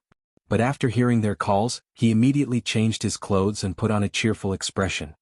Well, you guys drink and play first. I have something to do. I'll treat you to a drink next time. Bye. Zhang Feng could not afford to lose face. Damn it. He had been running around for days. If he still did not know that this group of bastards was up to him, then he would be a real idiot. But he was too thin-skinned. If this was known by them, wouldn't he be laughed to death? So what could Zhang Feng say? He hurriedly ran away with his head down. As soon as Zhang Feng ran away, the others were completely dumbfounded. What's going on? CK, this is not something that Fengzi would do. Did Fengzi encounter any problems? CK. Let's go and have a look. The few of them finally discovered something. With Zhang Feng's character, the more he said that nothing was wrong, the more it meant that there must be a big problem. But what exactly was the problem? Chapter 488. Zhang Feng was so tired that he was about to explode. If he had a machine gun, he would really want to shoot all these curs. Who were these people? Why did it take them so long to buy a piece of land? It had been 3 days and he hadn't even seen a hair of his mother. How could Zhang Feng not complain crazily? Zhang Feng boiled a pot full of water with the pot he used to steam wine. He sat in the wooden barrel naked and looked up at the starry sky. He let out a long sigh. Why are you sighing in the middle of the night? At this moment, Li Shimin's voice slowly sounded in the tavern. Zhang Feng lifted his heavy eyelids and glanced at Li Shimin. Sometimes I wonder how you guys King do things on a daily basis. Why the CK do I need to buy a piece of land for so long? I'm so ket up. The emperor doesn't look like that kind of person. Why are all the officials in Chang and city bastards? Alas, Lao Li, last time you went to set up an academy, a wine factory and a car factory. Did you run your legs out? Facing Zhang Feng's crazy complaints, Li Shimin was also slightly stunned. But when he thought of how weird Zhang Feng had been these days, he couldn't help but ask curiously, Fengzi, logically speaking, it shouldn't take you 3 hours to buy a piece of land. Are you sure you've been busy with this these days? What else could it be? Zhang Feng rolled his eyes. If king F king F king F ket up? I don't even know what that Nyo guy is. Even if you don't F king know how to make trouble, you don't need to make me break my legs. And you said it could be done in less than 3 hours? Look at me. I've been F king busy for 3 days. Damn it. He asked me to go to the Ministry of Justice and the Ministry of Revenue. F ck. I can't figure out why I have to go to the Dragoner Temple? And he asked me to go to the Ministry of Agriculture. Li Shimin and the other two finally understood. Exchanging glances with Qing Yaojin and Zhang Sun Wuji, Li Shimin's eyes couldn't help but flash a hint of coldness. They were so scared that their palms were sweating. Fortunately, because of the oil lamp, Zhang Feng didn't see Li Shimin's gaze. Zhang Feng complained while taking a bath. Li Shimin couldn't help but get angry. If Zhang Feng didn't mention it, he wouldn't have known about these things. But now that he mentioned it, the problem was really big. Let's not talk about other things first. Why did you ask a commoner to go to the Dragoner Temple to do something? Why did he go to the Ministry of Justice? Go here and go where? They were obviously trying to push the responsibility onto each other. To buy a piece of land, one only needed to find out if there was anyone who owned the land in the document. Then one could check with the registrar at the local county office. If no one owned the land, the county office would report it to the Ministry of Revenue. After confirmation, the deed would be stamped and given to the buyer. Although Zhang Feng bought a lot of land, there was no need to go through so much trouble. 3 days? Didn't they know Zhang Feng's temper? If this was enough to make him curse, what did this mean?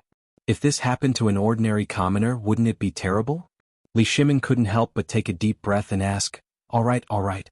Fengzi, why don't I go and help you with this matter? No, please don't. Lao Tzu doesn't believe that this matter can be solved. If it can't be solved by tomorrow, Lao Tzu will bring a cart full of firecrackers to the Ministry of Justice. Damn it. Is this something a human can do? Zhang Sun Wuji's face twitched when he heard this. Why do you want to go to the Ministry of Justice? I'm going to ask them. Aren't they the ones supervising these officials? Is there any law in this place? Is there any law in the Tang Dynasty? They can't even see this. Are they blind? Zhang Sun Wuji's face was burning. He hurriedly comforted him. Fengzi, stop fooling around. If you do this, you'll be charged with treason. Isn't this not worth it? If that happens, we'll have to put in a lot of effort to get you out. But Lao Tzu can't take this lying down. Zhang Feng sighed one after another. Forget it. Damn it. This is Lao Tzu's last time buying land. Damn it, this is really king troublesome. This is under the emperor's rule. Why isn't anyone doing anything about it? I don't believe that no one will do anything about it. If no one does anything about it, I'll bring Tai Nyo and the others tomorrow and set the county government on fire. Don't, Fengzi, don't be like this. Did you offend them in any way? Li Shimin seemed to have thought of something when he heard that Zhang Feng was going to set the county government on fire. He hurriedly asked. No, I gave them all my king money in advance. What's so difficult about it? I stuffed 50,000 taels of silver into that king bastard's pocket before he even signed the document. King suspect that he's trying to embezzle Lao Tzu's money. I see. Li Shimin hurriedly comforted Zhang Feng. Qing Yaojin and Zhang Sun Wuji also realized the seriousness of the problem. The three of them took turns to counsel Zhang Feng. Zhang Feng was not very angry. It was just that the three of them had suppressed their frustrations in their hearts and were looking for an outlet to vent.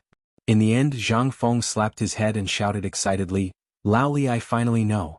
Damn it, I'm missing something. What is it? I suspect that I'm missing some money? Chapter 489. Li Shimin was speechless. He thought that Zhang Feng would say something. But he didn't expect Zhang Feng to think of such a thing. What could he say? He couldn't just say, don't meddle in this matter. I just need to say a word and they'll come here, right? Could he say that? If Zhang Feng were to hear this, not to mention other things, that person Li Shimin really could not afford to lose face. Swish. Zhang Feng finally thought it through and stood up from the water bucket with a swoosh sound. Then he pulled the three of them into the small tavern with his bare buttocks. Come, come, come. I was so annoyed that I made a mistake in my thinking. Now that I've figured out the problem, I'll probably get the title deed tomorrow. Take a seat first. I'll make some side dishes. Let's drink till we're drunk tonight. As he spoke, Zhang Feng put on his Han outfit and went into the kitchen. Old son, you have to give me a reasonable explanation for this matter. Seeing Zhang Feng go into the kitchen, Li Shimin roared coldly. Zhang Sun Wuji heard that and hurriedly knelt on the ground. His face was already covered in sweat. Your Majesty, it's my fault. Tomorrow morning I'll thoroughly investigate everyone in Chang'an. I'm not talking about Chang'an. Li Shimin was really angry. If this was a small matter it wouldn't be a big deal. But what was this? He believed that this was definitely something done by his subordinates. Zhang Sun Wuji would never do such a stupid thing. But it could also be seen from this that the backbone of the Tang Dynasty, which was slowly rising, was actually crawling with vermin. What was this? This was rubbing sand in Li Shimin's eyes. How could he not be angry? And his last sentence represented his anger. But thinking of all kinds of things, Li Shimin was silent for a moment and said, just give them a warning. If it's serious, just kill them. Yes. What could Zhang Sun Wuji say? According to the current situation, he wanted to kill someone, but the emperor had spoken. What could he do? He knew what to do. If everyone was killed in one night, it would definitely cause unrest in a short period of time. Don't underestimate this thing. Although they were the lowest level officials, they were the link between the court and the people. Once this bond was broken, it would take time to reconnect. Complete the work. At this moment, Zhang Feng's voice resounded in the tavern. And the moment Zhang Feng's voice rang out, the three of them instantly regained their composure, as if the heavy killing intent just now did not exist. Zhang Feng made it very simple. A plate of fried dried fish, a plate of coleslaw, a plate of vinegar mixed with wild vegetables, and a large pot of boiled pork ribs. Although it was simple, it was still very difficult for Li Shimin and the other two to eat these dishes. Come, come, come. Stop drooling. When did you guys become so refined? Zhang Feng glanced at the three of them and continued chewing the wild vegetables. Hearing this, Li Shimin laughed at himself. Yes, this place is like my own home. I forgot. Come on, you two, don't just sit there. It's rare to eat these dishes in your house, right? Li Shimin said as he picked up some wild vegetables with his chopsticks. He chewed with relish. This was the first time he had eaten wild vegetables. In an instant, the freshness of the wild vegetables made Li Shimin speechless. Fengzi, I remember that outside the city, not to mention wild vegetables, even the weeds have been gnawed by locusts. Where did you get these wild vegetables? Yes. Zhang Feng pointed to the backyard and said, do you see those big vats? These vegetables grew by themselves on the edge of the vats. Only then did they remember that Zhang Feng had 5 big vats leaning against the wall of the courtyard. They couldn't help but feel relieved. This guy had plenty of ways to control the locusts. It was not surprising that he could protect his vegetable garden. These were probably the last wild vegetables in Chang'an City. Not to mention wild vegetables, during this period of time, there was no trace of green on Li Shimin's table at all. Whenever there was a trace of green, it would be sent into his mouth immediately. One could imagine how precious this green vegetable was. After eating and drinking to their heart's content, Zhang Feng yawned. Li Shimin and the other two did not drink much because they still had things to do. Seeing Zhang Feng like this, they clasped their fists and said, then you should rest early. We'll go back first. Okay, take care. When my White Deer Plain Academy of Sciences is built, we'll go there for a drink. Okay. Li Shimin and the other two went out of the pub. Li Shimin's slightly hunched back was restored to its usual straight posture. The majesty of an emperor on his body once again made Zhang Sun Wuji and Qing Yaojin not even dare to breathe loudly. Although Li Shimin did not say a word, Zhang Sun Wuji and Qing Yaojin knew that the emperor was at his most terrifying. The two of them did not say much and silently followed Li Shimin to send him back to the palace. Zhang Sun Wuji looked at Qing Yaojin and then looked at the crescent moon above Chang'an City and said, Old hey, I'll have to trouble you tonight. Chapter 490. Qing Yaojin didn't call for help. Instead, he intercepted a group of about 30 imperial guards at the city gate. Then he and Zhang Sun Wuji rode on horses and galloped through Chang'an City. Although it was already evening, there was still an hour before the curfew. However, there were still some people who came back late in Chang'an City and were hurrying on the streets. But when they heard the rumbling sound of galloping horses, they couldn't help but feel inexplicably surprised. They hurriedly got out of the way. It wasn't until this group of people left that they were shocked to find that this group of people wasn't the imperial guards of the palace. What was going on? Why did they send out the imperial guards? Did they discover the Turk spies? All the people who came back late and heard the deafening sound of the horses' hooves couldn't help but stretch their necks to find out what happened. And this group of imperial guards didn't hide too much. They just stopped at the gate of the Chang and local government. At this moment, the arrival of this pair of people directly frightened the Yamen runners who were guarding the county Yamen so much that they trembled all over. Grandfathers of the imperial guards, what brings you all here? Go, ask your county magistrate to come out for old man. Zhang Sun Wuji said lightly in a gloomy voice. Although the 6 guards immediately knelt down when they saw the armor of the imperial guards, as long as there was something wrong with their eyes, they would definitely be able to see the 2 old men in the lead. How could the person who spoke be an ordinary official since he was able to bring the imperial guards here? They suppressed the urge to kowtow and hurried into the county government. They didn't know what this group of people was doing here. But from the sound they knew it couldn't be anything good. Who dared to wait at the gate now? They hurriedly ran into the backyard of the county government. Lord Nyo. Lord Nyo, something happened. Lord Nyo, wake up. People from the palace are here. The shrill cries of these people instantly lit up the lights of the county government. Nyo Weili, who was thinking about something in the study, couldn't help but frown slightly when he heard this. He opened the door and shouted, "Is the sky falling or the earth sinking? Why are you so flustered?" "My lord, someone from the palace is here." "This is Chang'an City. Are there fewer people in the palace?" Nyo Weili was furious. However, the guard spoke again amidst the chatter. "The people who came this time are different. They are the imperial guards." "What? Imperial guards?" Nyo Weili was shocked when he heard this. "Where are they?" "At the entrance of the county office." "Then what are you waiting for? Invite him in."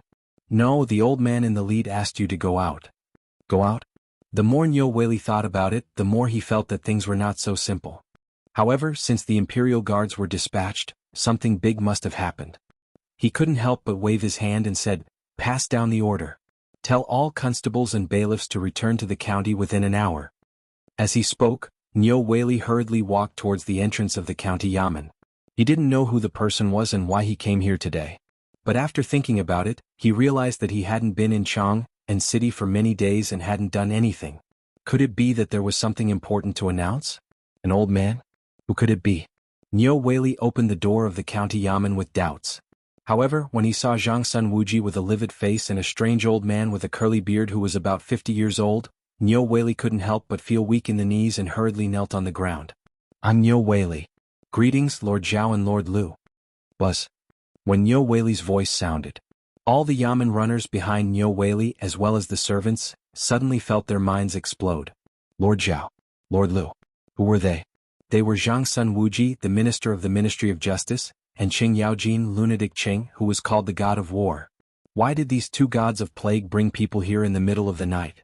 At this moment, Zhang Sun Wuji looked at Nyo Weili with a faint smile and said, "It's rare. The old man thought there would be blood tonight, but since you know the old man, forget it." Fu *K, Lao Tzu hasn't killed anyone for a long time, and he killed people in the yamen of Chang'an City. I thought I could have a good time tonight. Who is that? Fu *King Nyo, are you going to let us stand here? Two lords, please. Hurry up, prepare the food and wine. Prepare the good food and wine. Nyo Weili's voice was hoarse. He roared in a shrill and trembling voice. What did he hear? See blood? Kill. He felt dizzy. Where was this? This was under the emperor's rule. The person who could bring the imperial guards here and say such words was either following the imperial edict, or no one dared to do it. Thinking of this, Nyo Weili was scared out of his wits. How could he dare to say anything? What could he say?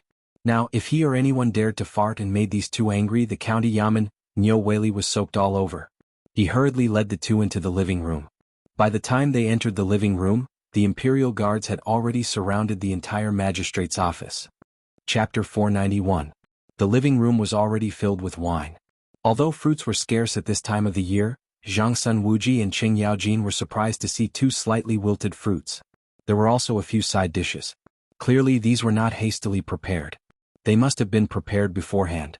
Otherwise, how could there be so many things in such a sudden manner? Even when they went to Zhang Feng's small pub, there were sometimes not so many things. It seemed that this little county magistrate was rich. Nyo Whaley seemed to have seen through their thoughts and hurriedly said, "Please forgive me, High Dukes. These things were given to my wife by the people of Lantian when I left. I'm not here today to ask you about this. Someone will come to you about this. You're called Nyo Whaley, right?" Zhang Sun Wuji did not stand on ceremony. He drank a mouthful of wine and finally put down the wine cup in disdain. Instead, he picked up a fruit and played with it in his hand. 5 days ago, the document for your transfer from Lantian to Chang, and was signed by old man previously. You were in Lantian for a few years. Although you didn't do anything, you didn't cause any trouble either. That's why the Ministry of Justice gave you a chance. However, how many days have you been in Chang'an? The things you've done in these 3 days have made me very dissatisfied. Zhang Sun Wuji spoke very slowly as if he was talking about daily life. However, these words sounded different to Nyo Whaley's ears. Very dissatisfied? Where was he dissatisfied? He thought that he did nothing wrong. He wanted to wait for Zhang Sun Wuji to say something. However, after Zhang Sun Wuji finished speaking, he did not say anything. Instead, he looked at him with a faint smile. He could not help it. Nyo Whaley began to think hard. Think about it carefully.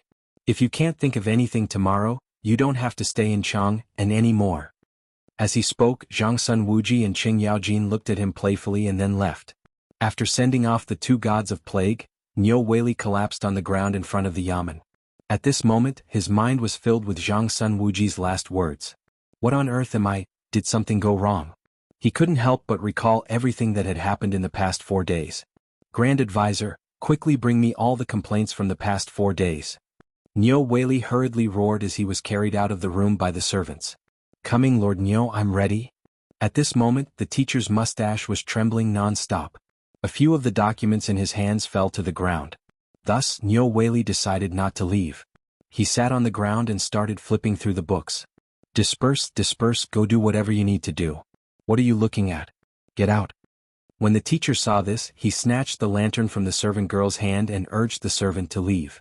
Only then did he lie on the ground with his butt sticking out and go through the cases of the past few days again and again with Nyo Whaley. He even went through the previous cases and didn't notice anything wrong. However, the more it was like this, the more Nyo Whaley panicked. He could not help but think of a person. A spendthrift who looked to be in his 20s. Could it be that guy? Nyo Whaley could not help but exclaim. The private advisor was so scared that he trembled. Lord Nyo, who are you talking about? Who else? The one who bought the land. The private advisor's eyelids twitched. You mean the guy who bought 50,000 mu of land? But that's impossible. What ability does that guy have to invite the 2 Grand Dukes? Private advisor Ma, you've been in Chang'an for a long time. Quickly tell me the details of this guy. Also, I asked you to investigate the people who have contact with this guy. What did you find? If you didn't mention it, I would have forgotten. Advisor Ma slapped his forehead and said, You think too much. This guy doesn't have any background. He just opened a small tavern in Tonghui Lane. I don't see him doing business all day long. He's just a freeloader. However, the people in Tonghui Lane seem to have a good relationship with him.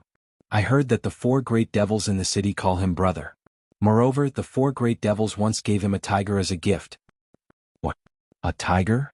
The 4 great devils? Nyo Whaley's head was completely dizzy. Before coming to Chang'an, he had spent a lot of money to listen to the officials and their sons in Chang'an City, especially the son of Zhang Sun Wuji, the minister of the Ministry of Justice, and the son of the fearless Qing Yaojin. He even inquired about the sons of all the Grand Dukes in Chang'an City. This inquiry was incredible. The 4 great devils in Chang'an City were the sons of the 4 Grand Dukes. At this time, when he suddenly heard this news, Nyo Whaley almost fainted. Why didn't you tell me earlier that the guy could call the 4 great devils and the sons of the 4 Grand Dukes brothers? You should have told me earlier. If you had told me earlier, would Lao Tzu do that? Nyo Whaley cried. She sat on the ground as tears streamed down her face. It was said that one could find 1 or 2 people in Chang'an City that he couldn't afford to offend. He didn't believe it before, but now. Chapter 492. He had thought that this guy was just a rich young master who had nowhere to spend his money. But now it turned out that he had stepped on a nail. Advisor Ma, tell me about this guy named Zhang Feng.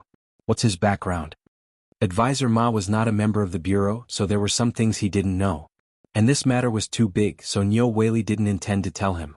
He just said in a low voice, Advisor Ma, I can only tell you that these 2 gentlemen came here tonight because of this guy. You'd better think about it yourself. What? Advisor Ma's face suddenly changed. He had never thought that this somewhat simple-minded Zhang Feng would be able to welcome two Grand Dukes. What was going on? Who was he? Don't make wild guesses. This matter is not something we can afford to provoke. Now, what we can do is to settle this matter as soon as possible, and then, let's just wait for the heavens to decide. Niu Weili felt desperate. He had thought that coming to Chang and meant that he was one step closer to the top, but, indeed he was one step closer.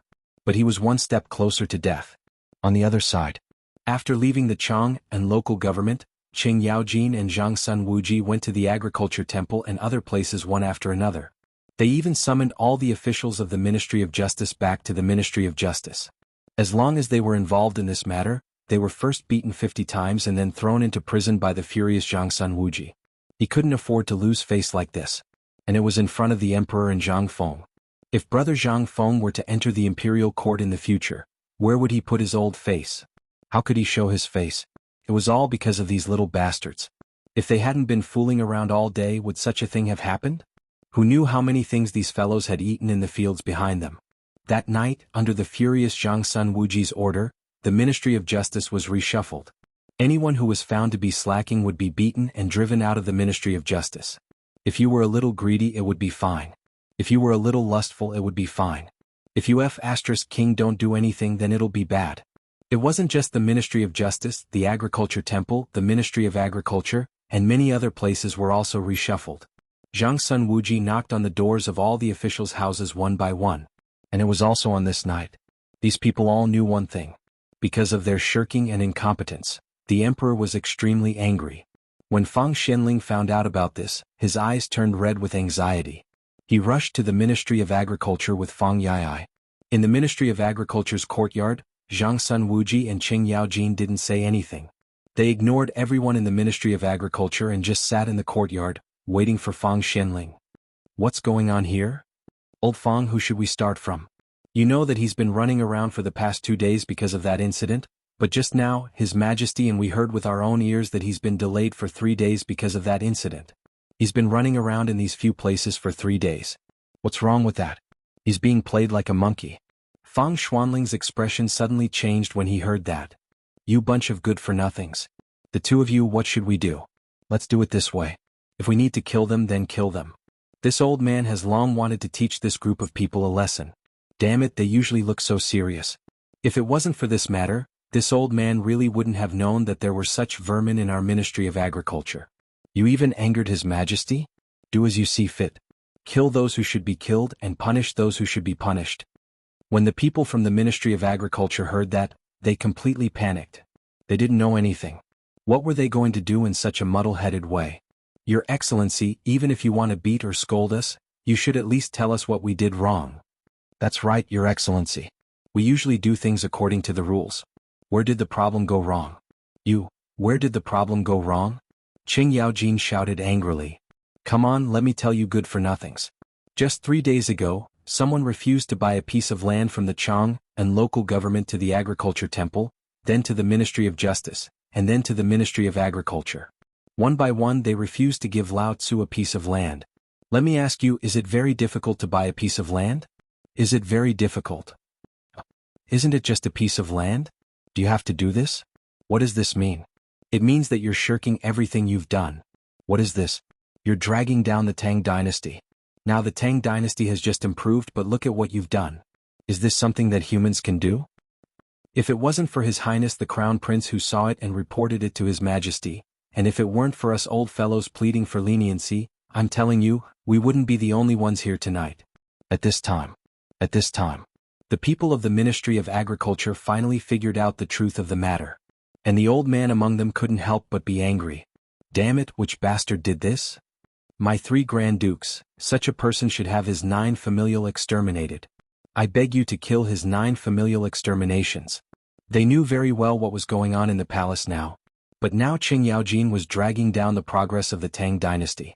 If this was confirmed, it would really be a capital offense. Even if His Majesty didn't kill them, once the notice was posted, they would be drowned by the people's saliva. But at this time they couldn't help but think of a question. Who on earth had the ability to let His Majesty know about this?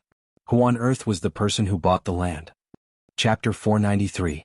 The next morning. It was still dark outside. At the entrance of the small tavern. Nyo Whaley had been waiting at the entrance for a long time. He was scared. Because of what happened last night, he didn't sleep at all. He didn't dare to sleep. Last night in the Imperial City, he heard that all the people involved in this incident were in trouble. He didn't know the reason. He was only warned by the two state dukes. But his intuition told him that this incident must have something to do with Zhang Feng. Before the rooster crowed, Nyo Whaley came. But as the sky in the east became brighter, the door still didn't show any signs of opening. Nyo Whaley sat on the stone steps under the crooked tree and waited. But as he waited, a problem arose. Although he was wearing ordinary clothes at this time, and although he had only been in Chang'an City for a few days, there were still people who knew him and greeted him when they saw him. Yo. Lord Nyo, you're here to drink so early? This brat probably wouldn't wake up until noon. You'd better go back and come back later. Ah, it's okay. I'll just wait here. What could Nyo Whaley say? He could only put on a smile and make a fist salute to send the person away. But this seemed to be a starting point. As that person left, more and more people came to know that he was here. After all, a county magistrate squatting at the entrance of a tavern early in the morning. How could this not arouse the curiosity of the people? Lord Nyo, what's wrong with you? Lord Nyo, I have some beer at home. If you like it, I can drink while waiting. Lord Nyo, more and more people came. The whispers grew louder and louder. But when the scorching sun was about to hit his head, the door of Zhang Feng's room slowly opened. As soon as the door opened, Zhang Feng was dumbfounded. At the entrance of the tavern, a skinny middle-aged man in a black robe was squatting in the shade of the tavern's entrance, taking a nap. On the main road, all the newcomers who passed by were pointing at this person and gossiping. Zhang Feng couldn't help but feel annoyed. Did he meet a drunkard this early in the morning? Who is this? It's early in the morning and we're not open for business today. Come early tomorrow. As he spoke, he was about to lock the door. However, when the man heard Zhang Feng's voice, he was so moved that he almost cried. He hastily turned around, grabbed Zhang Feng's hand and shouted, "Prince Zhang, don't be impatient. Don't be impatient." Zhang Feng instinctively retracted his hand. Just as he was about to get angry, he heard a familiar voice and couldn't help but glance at it in surprise. With this glance, he couldn't help but be stunned. Damn, I was wondering who it was. Isn't this Lord Nyo? What are you doing here so early in the morning? Zhang Feng instinctively resisted Nyo Whaley. But when Nyo Whaley saw that Zhang Feng finally recognized him, he hurriedly pulled out a smile that was uglier than crying. Young Master Zhang, where are you going? Why don't I go down and give you a sedan chair? Zhang Feng was dumbfounded. He thought that he was dreaming. However, the scorching sun and that familiar voice told him that this was real. I say, Lord Nyo, what's wrong with you? If you think that the money I gave you isn't enough, you can just say it. You don't have to play with people like this, right? Zhang Feng was really angry. This was really King infuriating. If you want money, just say it. Do you have to play with people like this? When Nyo Whaley heard Zhang Feng's words, his entire face turned green. No. Prince Zhang, we had some misunderstandings before. I thought about it all last night and realized that these things aren't troublesome at all. The main thing is that I just got here and don't know a lot of things. That's why Prince Zhang has to run around for this matter. Fine. What do you mean? Zhang Feng was completely dumbfounded. Why was this different from what he saw yesterday? And this guy actually said that he didn't know anything because he just got here? What kind of bullsh*t logic was this? It didn't King make sense. Lord Nyo, just say it. Don't make fun of me here. Although I'm a little young, I'm not a fool. If you have something to say, just say it, okay? Well, if that's the case, I'll say it. Nyo Whaley rubbed his hands. Then, as if he had been granted amnesty, he said, well, I'll have to trouble Prince Zhang to come to the county office. I'll definitely get this done within an hour today. Zhang Feng was dumbfounded. Are you sure you're not playing with me? Zhang Feng was really scared of being played. But at this moment, even if Nyo Whaley lent him a lot of courage, he wouldn't dare to mess around. Maybe right now there were people from the Ministry of Justice among the crowd at the closed door, looking at him. Even if he ate a bear's heart and leopard's guts, he wouldn't dare to mess around. Seeing that Zhang Feng agreed, Nyo Whaley waved his hand and shouted, Advisor Ma, quickly bring the sedan chair here. What are you waiting for? Prince Zhang, I've prepared a sedan chair for you. I hope Prince Zhang can do me the honor? Chapter 494. Zhang Feng was completely dumbfounded. He seriously suspected that this was a dream. Since he had just woken up, he still felt a little uncomfortable. He leaned on the soft couch and fell asleep. He wanted to make sure that this was not a dream. How could it make a person change overnight? If this was not a dream, then what was it? He would never believe that Nyo Wei would be so kind as to not only invite him, but also prepare a sedan chair for him. After Zhang Feng entered the sedan chair, the most shocked people were none other than the neighbors of Tonghui Lane. Everyone thought that Zhang Feng was sitting in the sedan chair, but the new county magistrate actually followed the sedan chair. What the hell is going on? Who knows? I don't know. But Fengzi seems to be very busy these days. He didn't even open his shop. He went out at dawn and came back when it was dark. I don't know what he's doing. Isn't that right? I've never seen this brat so diligent before. Will something happen to Fengzi? No, we have to go to the county government. If something happens, we have to be witnesses. Yes. Nothing can happen to Fengzi. He's such a good person. He must be wronged. Let's go. Basically, after the neighbors of Tonghui Lane found out about this matter, they all abandoned their food and ran away as well. They were not worried about losing their things. In Tonghui Lane, who dared to steal? My saliva will drown you. As Nyo Wei and the others walked slowly to the county government, more and more people followed them. No one knew what was going on. Why were there so many people following them? Involuntarily, everyone followed the crowd and slowly flocked to the Chang and local government. Even if Nyo Wei and Advisor Ma saw it, what could they say? If they dared to say a word, they might not even be able to sleep tonight. Therefore, even if someone quietly asked who was in the sedan chair, they did not dare to say. Fortunately, the road to the yamen wasn't too far. Outside the palanquin, Nyo Wei could faintly hear Zhang Feng's snoring. When they arrived at the county yamen, Nyo Wei still did not see Zhang Feng wake up. He could not help but wave his hand and have the people carry the palanquin into the backyard, blocking all the commoners at the front door. Nyo Wei was left alone to wait for Zhang Feng to wake up. Advisor Ma, on the other hand, hurriedly left with his men to deal with the matter of the title deed. Actually, Zhang Feng's matter wasn't troublesome. It was just that Nyo Wei saw how generous Zhang Feng was, so he had some ideas. But who would have thought that not only did he fail to take advantage of this good thing, he actually offended someone he couldn't afford to offend. Now, looking at Zhang Feng's sedan, he wanted to slap himself a few times. After some time, Zhang Feng finally woke up. But when he woke up, Zhang Feng was worried again. This dream was really King Long. But why did the palanquin stop? And why wasn't there any sound from outside? The moment he lifted the curtain, he was once again shocked by the scene in front of him. He saw that this seemed to be the backyard of the county yamen, but in the backyard in front of his palanquin, there was a table full of wine and dishes. Next to this table, there was another table with a stack of documents and a seal on it. Seeing that Zhang Feng had woken up, Nyo Wei hurriedly asked the servants to serve Zhang Feng a cup of tea that had already cooled down. Prince Zhang, please take a seat. These are all dishes prepared by a chef I found in Chang and City through my connections. I heard that the dishes on this table were all passed down to him by an expert. And these drinks were only recently introduced to Chang and City. I guess Prince Zhang hasn't tasted them yet, right? Zhang Feng looked at the familiar but somewhat inferior dishes on the table and was dumbfounded. Wasn't this the cooking skill he passed down to Zhou Dafu? But Zhang Feng didn't know what was going on. Although he wanted to get the title deed and develop his great business in Chang and City, he wasn't a fool. Lord Nyo, let's forget about this. Let's just do what we need to do. After all, we're all very busy. Busy your ass. My life is now in your hands. Nyo Wei complained incessantly in his heart. But he didn't dare to say anything. Well, since Prince Zhang still has things to do, then let's do it directly. Registrar. Hurry up and bring all the documents here. Prince Zhang, please sit down. Nyo Wei invited Zhang Feng to sit at the desk. Then he carefully sat beside Zhang Feng and handed the documents to Zhang Feng.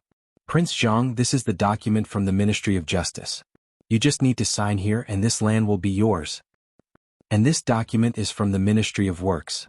It's mainly to register these lands in case you encounter such a troublesome thing next time. And this is the certificate that I want to keep in the county registrar. It needs to be signed by Prince Zhang himself. After seeing the deep surprise in Zhang Feng's eyes, Nyo Wei then picked up another document and said, "Of course, this is prepared for you. You only need to sign the document for that piece of land." Zhang Feng was dumbfounded. According to Nyo Wei's request, he signed his name on each document. But in his mind, a sentence kept flashing. This can't be King real. I must be dreaming. Chapter 495. Zhang Feng dizzily touched the title deed and sent him out of the magistrate's office under the gaze of Niu Weili and the others. He looked at the gate of the magistrate's office and then looked at the sun in the sky. Zhang Feng still felt that it was so unreal. Things that couldn't be done in 3 days were all done in less than an hour? Was this Niu Weili's conscience awakening? Or was Lao Tzu dreaming? What the hell? Wasn't this a green light all the way? He closed the gate, got on the sedan chair, got off the sedan chair and then sat down to sign the papers? Wasn't this too smooth? Along the way Zhang Feng was thinking hard about this matter. But no matter how he thought about it, it still felt strange. Could it be because Niu Weili knows Lao Li? After seeing Lao Li go to find me yesterday, did he awaken his conscience? Yes. Damn it, that's it. Damn it, how could I forget about Lao Li? Zhang Feng patted his head and blamed this matter on Li Shimin. Only now did Zhang Feng completely let go of the doubts in his heart. However, if it was Lao Li, it definitely wouldn't be like this. This made Zhang Feng's desire to be an official even stronger. But now, although there were still 3 years. But in these 3 years, Zhang Feng was confident that with these 50,000 mu of land, his name would resound throughout the Tang Dynasty. Fengzi, what's wrong with you? Why did you go out so early in the morning? Do you want us to accompany you to the magistrate's office? Unknowingly, Zhang Feng returned to the gate and closed it.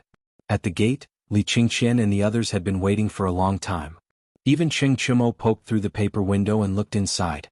Seeing Zhang Feng come back to his senses, Li Qingqian and the others asked with a worried face, "Are you okay? I just heard that you were invited by the county magistrate. What happened?" "It's nothing. Isn't it just because your brother Feng is handsome and wants to treat me to a drink?" Everyone could not help but roll their eyes. How could they not know what happened last night? "That's enough. The bulls in Chang and city have been blown to death by you. Let's go. Open the door quickly. It's such a hot day. Don't you feel embarrassed to let us stand at the door like idiots?" They entered the room and found a place to sit down. He picked up a bamboo barrel of beer from the large vat in the backyard and drank to his heart's content. As they drank, Li Qingqian asked, "Fengzi, have you bought your land yet? I haven't seen you for the past few days. Do you need that long to buy land?" "Pa." Zhang Feng didn't waste his breath. He slammed the title deed on the table.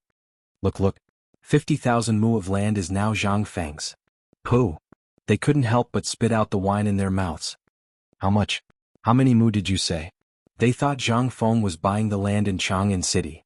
So, when they heard Zhang Feng say 50,000 mu, even the carefree Cheng Chimo couldn't help but praise him. "Fengzi, did you buy the whole of Chang'an City? 50,000 mu. What are you going to do with it? Are you going to change your career and raise pigs? Get lost. I'll let you be the first one to run around the place." Zhang Feng was listening well at first, but when Cheng Chimo spoke, the whole atmosphere changed. He wanted to show off, but this grandson of his had completely ruined it. However, these guys didn't give up and continued to ask, "Fengzi, tell me, where did you buy? Did you really buy the whole of Chang'an City?" Zhang Feng was speechless. "Do you think I, Zhang Feng, have so much money? Can I afford to buy Chang'an City? Besides, take your brains and think about it. Can you buy it?" Li Qingqian couldn't help but be more puzzled. "If you didn't buy Chang'an City, then where did you buy?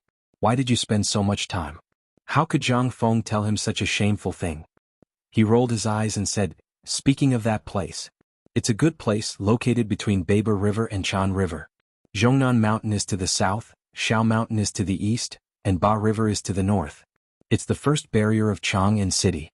Such a good place, I had to check it out first before buying it." "What? You mean Shao Mountain? Then why did you buy Thatched Beach? Tell me honestly, how much money did you spend?" Zhang Feng smiled and said, not much, just 50,000. 50,000. Cheng Chumo and the others' eyes almost popped out. They couldn't help but silently put down their beers, shook their heads and sighed. This sigh made Zhang Feng a little confused. "What? Do you think I've made a fortune? Let me tell you, this time it has nothing to do with you." "No." Li Qingqian solemnly patted Zhang Feng's shoulder and said, "You're going to beg for food. We're just embarrassed to drink your beer for free. Do you know that if you buy that place, it's equivalent to smashing it in your hands? Tell me, how can we take advantage of you?" Chapter 496. That's right, Fengzi. If that place was a good place, it would have been bought by those shrewd businessmen long ago. That place was once washed out by the mud from the Ba and Chan rivers after a flood. Although that place looks good, it can't even grow crops. Although it looks like mud, when you use a hoe, it will turn into stones. If you have that money, why don't you use it to buy a few houses in Chang, or a few shops and expand your little tavern? Do you have to throw money into the water like that? The few of them spoke one after another, making Zhang Feng dumbfounded. Isn't it just buying a piece of land? Do you have to be like this? Besides, who said that Lao Tzu bought land to grow crops? Do I, Zhang Feng, look like someone who grows crops? No, what's wrong with all of you? Didn't I just buy a piece of land? Do you have to put on such a sad face? Isn't it just 50,000 taels of silver? With our Zhang Feng's ability, this money is gone. Isn't it just a matter of earning it back with a meal? The few of them pursed their lips. They automatically filtered out Zhang Feng's words. With his character, even if he really suffered a loss, how could he say it out loud? This guy must be puffing himself up at his own cost. Li Qingqian couldn't stand it anymore. He stood up and patted Zhang Feng, saying, Fengzi, although this 50,000 taels of silver is a small matter, it's really useless to buy a piece of land. It's fine, it's fine. This money is your father's. Zhang Feng's words directly choked Li Qingqian to death. Who was his father? That's the current emperor. Would his imperial father blindly use the money to do such a ridiculous thing? No. Hearing this, Li Qingqian asked in surprise, Fengzi, are you sure that this 50,000 taels of silver was taken by my father? Otherwise, your father is really a wily old fox. His ability to not act without seeing the hair is really good. Then why are you buying this piece of land? With Li Qingqian asking like this, everyone finally relaxed. If it was the emperor who paid for this, then there must be a way. But this time the emperor didn't even tell anyone. What did this mean? This meant that Zhang Feng was up to something big this time. Under their expectant gazes, Zhang Feng said slowly, I didn't buy this land for farming. Even if I want to farm, I'll leave it for you guys to farm in the future. Do you still remember what I said before? I'll let you guys learn real skills. When they heard this, their eyes instantly turned red. However, Zhang Feng waved his hand, indicating for everyone to remain silent. He then continued, I said before that I will train you to become the people you want to be. Iron Bull, do you still remember the heavy armor I mentioned before? And the unbreakable shield, right? I remember. But, as long as you remember, Zhang Feng interrupted him. He said again, I remember that you want to learn real mathematics as well as physics after mathematics, right? I still remember that I told you about the strange scriptures, right? Zhang Feng finally looked at Li Qingqian and asked. At this moment, everyone's eyes were burning with passion. At this moment, a few people also stood up excitedly and surrounded Zhang Feng. It was unknown if Zhang Feng was talking to himself or to them. His gaze went past them and looked at the street. He said in a low voice, in this world, who doesn't have a dream? Everyone has a dream. It's the same for me. You all think that I've always been sloppy. Indeed, I used to want to eat and wait for death to be a salted fish. Don't ask me what a salted fish is. I can only say that after I met you, you all changed and so did I. Slowly I began to realize that there was the unfathomable Lao Li, the cunning Lao Sun, the honest and violent Lao Qin, the loyal Lao Wei, Lao Feng, and Lao Du. After that, I met the stubborn people of Chang'an City. We were all changing, weren't we? You were all subtly influenced by me. At first, I was afraid of interacting with anyone in Chang'an City. Later, I slowly discovered the frankness of Guzi Zhuzi and the others as well as the concern and frankness of Lao He, Lao Xiuzai, Zhuzi's father and other neighbors. At that time, I suddenly realized that I was not alone. I still had brothers, friends and family. And the neighbors on the whole street. Zhang Feng spoke very slowly. At this time, the few people in the tavern looked at Zhang Feng with flickering eyes and fell silent. Zhang Feng took a sip of wine and said again, in the past, I thought that the world had nothing to do with me. If I went to the imperial court with my ability, I, Zhang Feng, wouldn't have to worry about my name not being recorded in history. However, in the end, after the college was established, I suddenly realized that I still had nothing. All of you were very busy, but I still had nothing to do. From that day onward, I suddenly thought of something. If I want to leave my name in history, I don't just have to do it in the imperial court. I have to use everything that can benefit the country and the people. I have to use it on the people. Only then can I leave my name in history. Chapter 497. Fengzi. Good brother, if you have something to say, just say it. You still have us.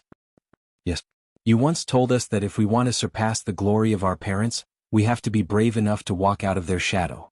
It's because of your words that we follow you wholeheartedly. If you have something to say, don't hold it in. Just say it. If we're brothers, we'll carry it together. Fengzi, Feng Zi. If Li Qingqian and the others couldn't tell what was going on, they would be fools. At this moment, Zhang Feng was going to teach them real skills. Wasn't this what they had been dreaming of? But why did they feel so bitter in their hearts right now? And uncomfortable? Why wasn't there a trace of excitement? No. Before Zhang Feng said those words, they were very excited to learn Zhang Feng's real skills. But after Zhang Feng said those words, they felt a kind of loneliness from Zhang Feng's calm words. Zhang Feng waved his hand. Okay, you guys are putting a lot of pressure on me, okay? Isn't this something to be happy about? I finally walked out of the stubbornness in my heart. Isn't that something to be happy about? Fengzi. Li Qingqian patted Zhang Feng heavily, but in the end, he choked with sobs. Okay, why are you crying as a man? I bought this place because it's far away from Chang'an City. It's far away from the hustle and bustle of Chang'an City. In this way, no one will be able to affect my research. Fengzi, you're saying that you bought this place to set up that research institute? Li Qingqian asked in shock. Zhang Feng nodded. That's right, but also wrong. From now on, this place really belongs to me, Zhang Feng, but it also belongs to you guys. Here, I can do some research in peace. Tainyo, do you still remember the tricycle from before? How could Qing Chimo not remember? Yes, I do. Do you want to study that thing? Zhang Feng nodded and shook his head. That's right, that's not right either. Do you still remember this thing in the metal ship I made before? They looked at each other in surprise. The iron boat was listed as the top secret of the palace. However, they still remembered that this thing came from Zhang Feng. Iron boat, iron carriage, could there be a connection between these two? Suddenly, they seemed to have thought of something. Fengzi, do you mean to say that you purposely made those iron boats and iron carriages? Is this the same method used to subdue Tubo? They couldn't help but think of a terrifying thing, and that was Zhang Feng's brain. This guy was a freak. Every time something happened, it would create a strange connection with the subsequent events. This time, when Zhang Feng said this, they suddenly thought of a terrifying thing. However, they were unable to connect that to anything that had happened before. The only thing that was connected was water transportation. Zhang Feng nodded again, then shook his head. Have you ever seen a ship that travels millions of li in a day? And it doesn't need people to row it. Have you ever seen a carriage that can travel thousands of li in a day and never get tired without cows and horses? Have you ever seen yourself wearing that invulnerable armor and entering a foreign land on the other side of the ocean? Boom. Li Qingqian and others were completely shocked. What was Zhang Feng talking about? A ship that can travel millions of li in a day? And it doesn't need people to row it? How could it be possible? And this carriage is tireless and never stops. How could it be possible? Even if it's a water wheel, it's impossible for it to never stop, right? And the other side of the ocean. This was the second time that Zhang Feng had mentioned this place. Was there really such a place? If so, and if it was really possible, what would happen if they didn't rely on the glory of their fathers and used their own ability to list the barbarian land that Zhang Feng once mentioned as the territory of the Tang Dynasty? Involuntarily, the chests of the 5 teenagers in the tavern were violently heaving up and down. The eyes of the cynical Cheng Chumo, Zhang Sun Chong, and Wei Shuyu were flashing with a burning light. They couldn't wait to take the ship that can travel millions of li in a day and go to that distant place. Dugo was very silent. However, from his tightly clenched fists, it could be seen that his heart was not calm at all. And Zhang Feng looked at their faces one by one. What was this? This was a dream. He once had a dream, but in the end, the dream was shattered into pieces. And in their eyes, wasn't it the same? Okay, boys, are you willing to be the one who can make your fathers look at you in a new light and even throw them 8 streets away? Are you willing to study these strange things with me, and then show them to your fathers, and let him feel that you've grown up and are no longer the people who only need to eat and wait for death? Are you willing to fulfill your dreams with me? After Zhang Feng finished speaking, he stood up and placed his hand in front of Li Qingqian, asking, Li Qingqian, are you willing? I'm willing. Cheng Chumo and the others also stood up, and slapped Zhang Feng's neck, shouting, Damn good brother, I'm willing. Good brother. Ha! Even if I have to go through a mountain of blades and a sea of flames, I, Qintiniu, will let everyone know that their grandfather Qin is not only a demon king, but also a demon king that they will never forget. Haha, you're just bragging. If you have the ability, then try saying these words in front of your father. Ha ha ha. The few of them laughed and enjoyed together. For the same dream. Zhang Feng patted their shoulders. The few of them almost pinched Zhang Feng to the point of fainting. With great difficulty, he crawled out from under their arms, and Li Qingqian once again grabbed his shoulders, saying, Fengzi, just say it, what should we do next? We'll listen to you. Are you sure? Hearing this, the few of them couldn't help but be stunned. At this moment, the expression on Zhang Feng's face made them panic involuntarily. Chapter 498. Fengzi, just say it. What exactly do you want to do? You're really asking for a beating right now, you know that? Cheng Chumo and the rest instantly woke up from their excitement when they saw Zhang Feng's sneaky smile. This guy was going to cause trouble again. When they thought of what they had said before, that they would go through water and tread on fire, they wished they could take those words back. But it was too late now. Zhang Feng looked at their expressions and smiled again. Actually, it's nothing much. It's just that you all know that this institute has just been set up. It's impossible for me to give up on this. I heard that you all recruited more than 30 people in one night. I'll leave these people to you, but you only have 2 hours a day to teach them. After that, you'll basically stay in this research institute for the rest of your time. You're saying that we can also teach people? To be teachers? Cheng Chumo and the rest pointed at themselves in disbelief. Zhang Feng shook his head. Do you think you're worthy? No. Cheng Chumo shook his head. People should know their own limits. They knew what abilities they had. If they were asked to teach these people how to eat meat, drink wine, go to the brothel and fight, there was nothing to say. But if they were really asked to teach these people how to eat meat, drink wine, go to the brothel and fight, there was nothing to say. Then forget it. Not to mention anything else. Yuchi Baolin and Yuchi Baochi were smarter than him. They were also veterans. If they were asked to teach them? What was that? They were completely looking for trouble. Cheng Chumo could not help but ask curiously, then tell me you want us to teach people and now you're saying this. What exactly are you asking us to teach? You're not going to teach them how to become stubborn, right? Don't worry about this. There's no need to teach them. They're all more open than us. When Zhang Feng heard this, his eyes almost popped out of their sockets. These are the people you found for me? Cheng Chumo's face stiffened. He shrunk his neck and said, well, didn't Li Gan's father ask us to look for them? We only know this group of people in Chang'an City. How are we supposed to find them in one night? We even went straight to his house and kidnapped him. When Zhang Feng heard this, he instantly had the urge to beat someone up. What the F***ck? What the hell is going on here? But now, Zhang Feng could only curse in his heart. That's enough. From now on, don't bring such people into the academy. After all, the academy might be divided into 2 courtyards in the future. Li Qingqian and the others had wanted to see Zhang Feng make a fool of himself, but when they heard Zhang Feng's words, their expressions couldn't help but become sluggish. Didn't you say that you don't want this academy anymore? Zhang Feng glanced at Li Qingqian. Who told you that we don't want this academy anymore? Do you think that Lao Tzu worked so hard to get it for fun? Let me tell you, Chang'an University will definitely be an important place for academic research in the future. Although the research institute is in Shao Mountain, that place is also where we conduct experiments. Do you understand now? These 2 academies can be said to be a place for academic research and to discover talents, while the other is a place for true learning of skills. To put it bluntly, this is a technical school. This is a place for true learning of skills. I named it White Deer College. Zhang Feng had thought it through very clearly. There was a long way to go. If he wanted to walk a different path from others, then he had to have his own characteristics. As for what characteristics he had to have, it had to be something professional. Take these guys for example. What if he asked Du Dabing to learn from Chen Tinyu? Forget it. In less than 3 days this guy would definitely quit. Everyone had their own strengths. What Zhang Feng wanted to do was to try his best to make use of these people's strengths. That was all. However, as soon as the words technical school came out, Cheng Chumo and the others were instantly dumbfounded. Just as they were about to ask, Zhang Feng waved his hand. The so-called technical school is actually my academy. It includes winemaking, business, and even some other things. I once remembered a saying, with a skill in hand, you can travel thousands of miles of mountains and rivers. Just like a carpenter, as long as you know how to do carpentry, you will starve to death. No. Now that the economy of the Tang Dynasty has developed, what we lack now is talents in this area. No matter how good our current emperor is at scheming, if there is no one under him, he will still be doomed. That's not right, Fengzi.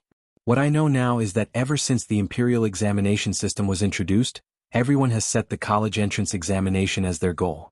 But if you do this, isn't this? Li Qingqian finally understood. So, the things that Zhang Feng had set up in Shao Mountain and those factories, to put it bluntly, were teaching these people how to work. If that was the case, would anyone come? Now that the academy had opened, although it was said to attract people, there were still people watching. If this matter was spread out, how many people would dare to come? Who would want to come? However, Zhang Feng said something that no one understood. Because of this, it needs me, it needs you.